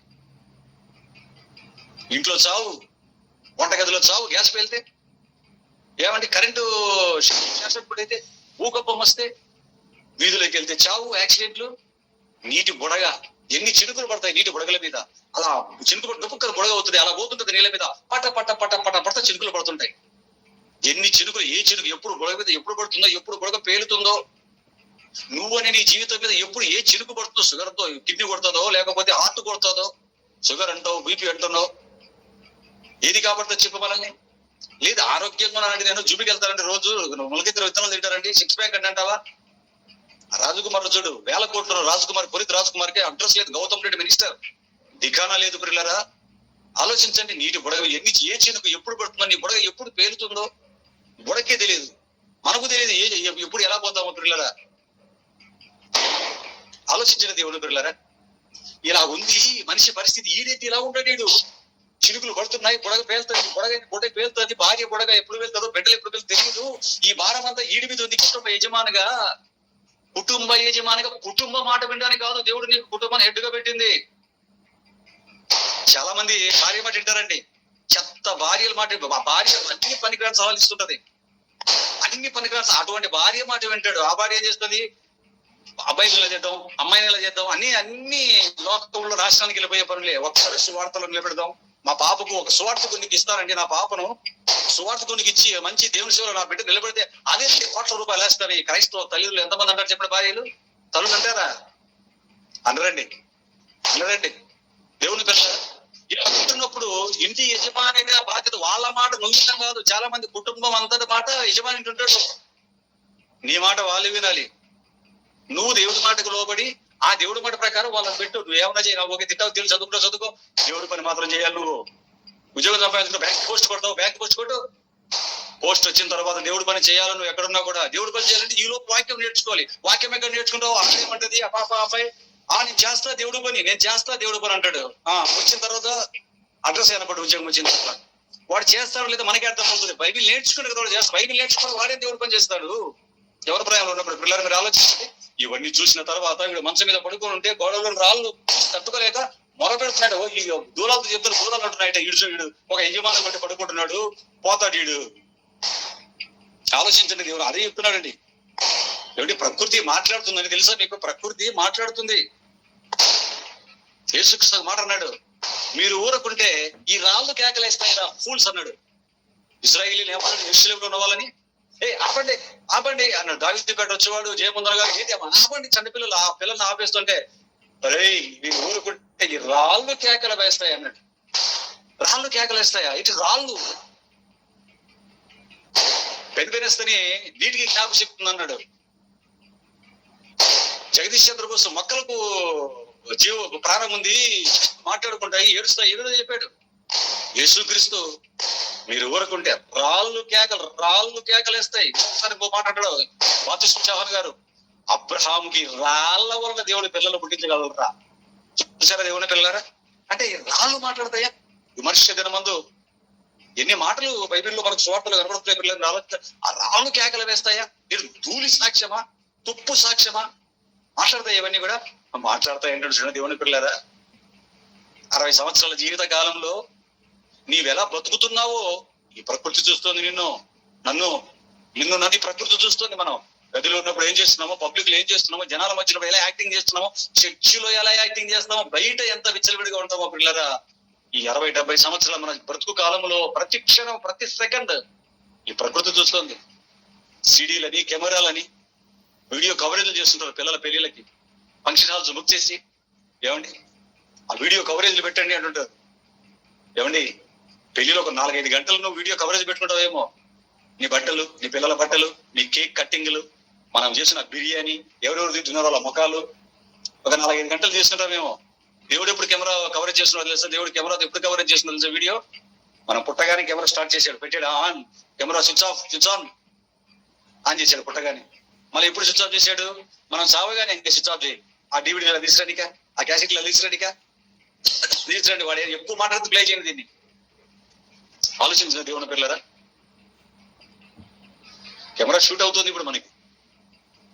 shooting is going on. Camera shoot అవుతుందండి మనకు. మన బ్రతుకులు ఎలా ఉన్నాయో దేవుని పిల్లలు మీరు ఆలోచించండి. ప్యాకప్ అనగానే దేవుడు స్విచ్ ఆఫ్ అంటాడు అంతే. ఇంకా కెమెరాకి మనం ప్యాకప్ చేయగానే అక్కడ స్విచ్ ఆఫ్ అవుతుంది. నువ్వు కూర్చోవటం, నేను లేచుట, భూ దిగంతాలకు వెళ్ళిన అక్కడ నువ్వు ఉన్నావు దేవా అంటాడు. ఈ కెమెరాల గురించి అర్థమైన మహానుభావుడు మాట్లాడాడు కీర్తనల గ్రంథంలో 139లో. నేను రెక్కలు కొట్టుకొని ఆకాశం పైకి ఎగురుతానంటే ఆ పైన నువ్వు ఉన్నావు, భూ దిగంతాలకు జలాల్లోకి లోపలికి వెళ్ళిపోతావు అన్నాడు. అక్కడ నువ్వు ఉన్నావు. నువ్వు ఎక్కడ తండ్రి, నీ కెమెరాలు ఎక్కడ చూసినా ఉన్నాయి తండ్రి. తన మన వేదన అక్షర రూపంలో పెట్టాడు 139 కీర్తనలో దావీదు మహాశయుడు. దేవుని పిల్లలు మీరు ఆలోచించండి. అన్ని మాట్లాడుకుంటాయి మన గురించి. చర్చిలోకి వెళ్ళి నువ్వు ఏ కుర్చీలో కూర్చుంటున్నావో, ఏ ఫ్యాన్ కింద కూర్చుంటున్నావో, అసలు వింటున్నావో లేదో, విన్నదాన్ని అక్కడే వదిలిపెడుతున్నావా, దాని అన్నా అసలు పెట్టావా? ఇప్పుడు కొలసీల పత్రిక 1:23 ఇప్పుడు చూడండి. కొలసీలు రాసిన పత్రిక 1:23, కొలసీ పత్రిక 1:23. అదే కదా మన మూలపాఠం, మూల రెఫరెన్స్. మీరు విన్నట్టు, పౌలు గారు, మీరు విన్నట్టు ఆకాశము క్రింద ఉన్న సమస్త సృష్టికి ప్రకటింపబడినట్టు ఈ రక్షణ సువార్త అంటాడు. మీరు విన్నట్టు, మీకు చెప్పాము, ఆకాశము క్రింద ఉన్న సమస్త సృష్టికి ప్రకటింపబడినట్టు. ఎందుకు ప్రకటిస్తున్నాడు మీరు ఆలోచించండి పిల్లరా. ఎందుకు ప్రకటిస్తున్నాడు? ఆకాశం కింద ఉన్న సమస్త సృష్టికి. విన్నారా? తొలగిపోకండి అన్నాడు. మీరు తొలగిపోకండి అన్నాడు. మనసులో పెట్టుకోండి, జ్ఞాపకం పెట్టుకోండి విన్న మాటలని. ఒక్కొక్కటి డబ్బులు 1000, 2000, 10,000, 20,000, 30,000 కట్ట చేర్చుకుంటాం. 1కి 10 సార్లు మొబైల్లో అది వెళ్ళిపోయి గూగుల్ పేలో, ఫోన్ పేలో ఇలా చూసుకుంటాం. ట్యాక్స్ పడకుండా జాగ్రత్త పడతాం, ఏవో చేస్తుంటాం జిమ్మిక్కులు. పిల్లగా ఇక్కడ ఉన్న జాగ్రత్త డబ్బులు లెక్క పెట్టుకుంటాం. మంచిదే, పెట్టుకో, సంపాదించుకో, 10 రూపాయలు పెట్టుకో, నీ కోసం, నీ కుటుంబం కోసం. కాదనట్లేదు దేవుడు. కానీ పిల్లరా, వాక్యం దానికంటే వెండి బంగారాల కంటే విలువైన వాక్యం. చదువుతావు, దేవుడికి అప్పచెప్తావు ప్రార్థనలో. కానీ పెట్టుకున్నావా మైండ్ లో? ఒక్కొక్కరికి పెట్టుకొని దేవుడి కోసం బ్రతకడం అనేది. నేను ఏప్రిల్ రాసిన పత్రిక ఈరోజు కంప్లీట్ చేశాను. చదువుతున్న ఒక మాట చూసేసరికి నిజంగా ఆశ్చర్యం అనిపించిందండి. ఆ మాట దగ్గర నిలబడిపోయానండి నేను. అలాగే ఉండిపోయిన ఒక అరగంట సేపు దాని గురించి ఆలోచించుకుంటూ, అమ్మ బాబోయ్ ఏం రాయించాడు. 2వ అధ్యాయం ఆ మాట చూస్తాం. ఏప్రిల్ రాసిన పత్రిక 2వ అధ్యాయం 1వ వచనం. ఏప్రిల్ రాసిన పత్రిక 2వ అధ్యాయం 1వ వచనం. కావున, బాగా చూడండి, అండర్లైన్ చేసుకో. కావున మనము దేవుని పిల్లలు, క్రైస్తవులం, మనము వినిన సంగతులను, ఏవైతే వింటున్నావో దేవుడి వాక్యాలు, మనం వినిన సంగతులను విడిచిపెట్టి కొట్టుకొని పోకుంటున్నట్లు వాటి యందు మరి విశేష జాగ్రత్త కలిగి ఉండవలెను. విశేష జాగ్రత్త, మరి డిగ్రీ విశేష జాగ్రత్త, మరి విశేష జాగ్రత్త. చూసారా? మనము వినిన సంగతులను, అంటే మనం ఏ సంగతులు అయితే విన్నామో వాటిని విడిచిపెట్టి కొట్టుకొని పో. అంటే నువ్వు విన్న సంగతులు, దేవుడి మాటలు ఏవైతే వింటున్నావో మొదటి నుంచి, ఆ దేవుడి మాటలు నువ్వు విడిచిపెడితే ఏం చేస్తావు? కొట్టుకొని పోతావు. దేంట్లో? గాలికి కొట్టుకొని పోయినట్టుగా, సైతాన ఊపికి కొట్టుకొని వెళ్ళిపోతావు నువ్వు. అందుకే చెప్తున్నాడు, మనము వినిన సంగతులను విడిచిపెట్టి కొట్టుకొని పోకున్నట్లు. మరి కొట్టుకొని పోకుండా ఉండాలంటే నేనేం చేయాలి? గాలికి, అగ్నిగుండంలోకి కొట్టుకొని పోకుండా గింజలుగా కింద పడాలంటే ఏం చేయాలి ప్రభు? నేను ఏం చేయాలంటే, నువ్వు విన్నవే సంగతులు నువ్వు విన్న వాటి ఎందు మరి విశేష జాగ్రత్త కలిగి ఉండవలేను. వింటున్నావంటే జాగ్రత్తగా రాసుకోవాలి, లేదా రికార్డ్ చేసుకోవాలి, లేదా నెక్స్ట్ డే పిల్లలు పాపం కష్టపడి వాట్సాప్ లో పెడుతున్నారు, మళ్ళా రాసుకో. అదే నీకు ఆ మెసేజ్ నువ్వు నీట్ గా నోట్ చేసి రాసుకొని జాగ్రత్త చేసుకుంటే, నీకు మెసేజ్ కి 10,000 నోట్స్ రాసుకొని ఫోటో తీసి వాట్సాప్ లో పెట్టగానే నీ అకౌంట్ లో 10,000 పడుతుంది అన్నాం అనుకోండి. ఎలా రాస్తారు నోట్స్ లో ఒక్కొక్కరు? అనయ్య ఒకసారి రాస్తేనా, 2 సార్లు రాస్తే 20,000 పడతాయి వారానికి అడుగుతారు. అన్న 4 సార్లు రాస్తే 40,000 ఏమైనా వేస్తారా? ఒకే పాటనే 4 నోట్సుల్లో 4 రకాలుగా నీట్ గా రాస్తారన్నా. 4 నోట్స్ 4 రకాలుగా రాస్తాను పాట. 4 నోట్సులు రాసుకుంటే ఒకే పాట మీరు చెప్పింది ఆదివారం సాయంత్రం. ఒకసారి 10,000 అయితే 4 సార్లు రాస్తాను, 40,000 ఇస్తారా? అన్న నేను 5 సార్లు రాస్తాను, 50,000 ఏమైనా పడుతుందా వారానికి? ఎందుకంటే సంవత్సరానికి నెలకు 2 లక్షలు. ఆలోచించండి దేవుని పిల్లారా. దానికంటే విని నువ్వు విడిచిపెట్టకుండా విశేష జాగ్రత్త మైండ్ లో స్టోర్ చేసుకుంటావా? బుక్కులో రాసుకుంటావు, రాసుకో. మరో బ్యాచ్ ఉంటుంది, రాసుకున్న పక్కన పడేసే బ్యాచ్, రాసుకొని నోట్స్ లో పక్కన పడేసే బ్యాచ్ ఉంటుంది. అలా కాదు, రాసుకోవాలి, నేర్చుకోవాలి, చెప్పగలిగిన సామర్థ్యాన్ని సంపాదించుకోవాలి. మందిని కూర్చోబెట్టి చెప్పగలగాలి పిల్లరా ఈ గొంతు మోగబోయేంత వరకు. లేదండి నేను మెమరీ పవర్ లేదు చెప్పలేనంటావా, కనీసం నువ్వు ఎలా బ్రతకాలో మనసులో పెట్టుకో, దాని ప్రకారం బ్రతుకు. చదువు లేకపోతే నీకు, మేము పల్లెటూరులో పుట్టేవాడి చదువు లేదండి, ముసలిలో మండి, లేకపోతే మరొకటి అంటావా, మైండ్ లో పెట్టుకో. లాస్ట్ రిఫరెన్సా కొలసీ పత్రిక 1:23, అదే కదా చెప్పాను. కొలసీ మన మూల పాట రిఫరెన్స్ అదే, కొలసీ పత్రిక 1:23. ఏమండి ఆలోచించండి పిల్లరా, మనసులో వినిన వాటిని విడిచిపెట్టి కొట్టుకొని పోకుండాన్నట్లు. ఈ రెఫరెన్స్ నిన్న చదివేసరికి, నిన్న మధ్యాహ్నం టైంలో చదివానండి, అరగంట సేపు అది రిపీట్ మైండ్ అంతా అక్కడెక్కడ తిరిగింది, అట్లా ఎక్కడ తిరిగి అరగంట సేపు ఆ రెఫరెన్స్. ఏం చెప్పాడు దేవుడు, ఏమి చెప్పాడు దేవుడు అని మనం వినిన దానిని విడిచిపెట్టి కొట్టుకొని పోకుండాన్నట్లు ఏం చేయమన్నాడు, వాటి యందు మరి విశేష జాగ్రత్త కలిగి ఉండవలెను. విశేష జాగ్రత్త. విన్నావు అంటే విన్న తర్వాత నువ్వు ఎలా జాగ్రత్త పడుతున్నావో కూడా దేవుడు చూస్తాడంటారా? చూస్తాడు. అంటే వీడి బతుకంతా చాలా మంది క్రైస్తవులు వినే ఉంటాడు, వింటూనే ఉంటాడు, ఒక్క మొక్కర వాడికి ఏమి రాకుండానే క్రైస్తవుడిగా చర్చిలకు అడుగు పెడతాడు, ఏమి రాకుండానే బతుకుతాడు, ఏమి లేకుండానే చేస్తాడు. ఆలోచించండి. అదే ఈ జీవన విధానంలో ఏమి లేనుడుగా స్టార్ట్ చేస్తాడు, నిరుద్యోగుడుగా ఉంటాడు, గంజి నీళ్ళు తాగినాడు అంటాడు. ఏమండి గంజి నీళ్ళు తాగాను, రోడ్డు మీద పడుకున్నాను, మా నాన్న అయితే కూలి పని చేసేవాడు అంటాడు. ఇప్పుడు ఆఫీసర్ అయ్యాడు మనడు, ఇప్పుడు ఏం చేస్తాడు చూసారా, ఎంత కూడా పెట్టి తింటాడు. ఏమి లేనివాడు కాబట్టి ఏమి లేనివాడని చేస్తున్నాడా, ఏమి లేనివాడు కాబట్టి అన్ని తెచ్చుకొని చేస్తున్నాడా? లోక విషయంలో, శరీర విషయంలో ఎంత తెలివితేటలున్నాయి, వాక్య విషయంలో. అందుకే ఈ రెఫరెన్స్ రాసుకోండి పిల్లరా, ఖచ్చితంగా హెడ్లైన్ అండర్లైన్ తీసుకోండి, దాన్ని దీన్ని పెట్టుకుంటారు రప్పెడు గోడలకు, దీనికి పెయింటర్ పిలిపించుకొని రాసుకోండి దీని గోడకు.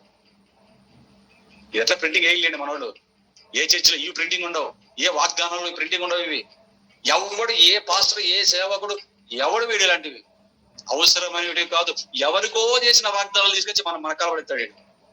జనవరి 1 అందరికీ నెమలికలతో తల మీద కొట్టినట్టుగా ముస్లింస్ వాళ్ళు బాబాలు మనకు వాగ్దానంతో కొడుతుంటాడు. ఆలోచించడం దేవుని పిల్లలు, వాళ్ళు సాంబ్రాన్ని వేసి నెమలికల కట్టతో కొడతాడు తలకేసి, వీడు మనకు పేపర్ అట్టముక్క మీద ఏదో ఎవరికో ఇచ్చిన వాగ్దానంతో మనల్ని కొడతాడు. వీడు మనం ఏం చేస్తాం, కొట్టించుకోవడం ఇంటికి రావడం మనకు అలవాటు. ఎప్పుడు మనకు మన సంగతి మనకు తెలుసు కదా. బాప్తిజం చూసినప్పటి నుంచి మనకు సంవత్సరానికి ఒకసారి, జనవరి 1 ఒకసారి సాంబ్రాన్ని వేయించుకొని ఆ నెమలికలి తోకలతో కొట్టించుకుని ఇంటికి కూడా మనకు అలవాటు. మన బతుకది. అందుకే చెప్తున్నాడు, ఇలాంటి జాతిని అంతటిని, ఇలాంటి క్యాడర్ అంతటిని చెప్తున్నాడు, మనం విని వాటిని విడిచిపెట్టి కొట్టుకొని పోకుంటున్నట్లు వాటి యందు మరి విశేష జాగ్రత్త కలిగి ఉండవలేను అన్నట్లు దేవుడు. ఎక్కడ వాక్యం ప్రకటింపబడుతున్నా మనం విన్నామంటే మనతో పాటు ఎవరు వింటున్నారు? అందుకే రాజ్యస్వార్త ప్రకృతికా ప్రజలకా అన్న ప్రశ్న. ఒకటి ప్రకృతికి, 2 ప్రజలకి.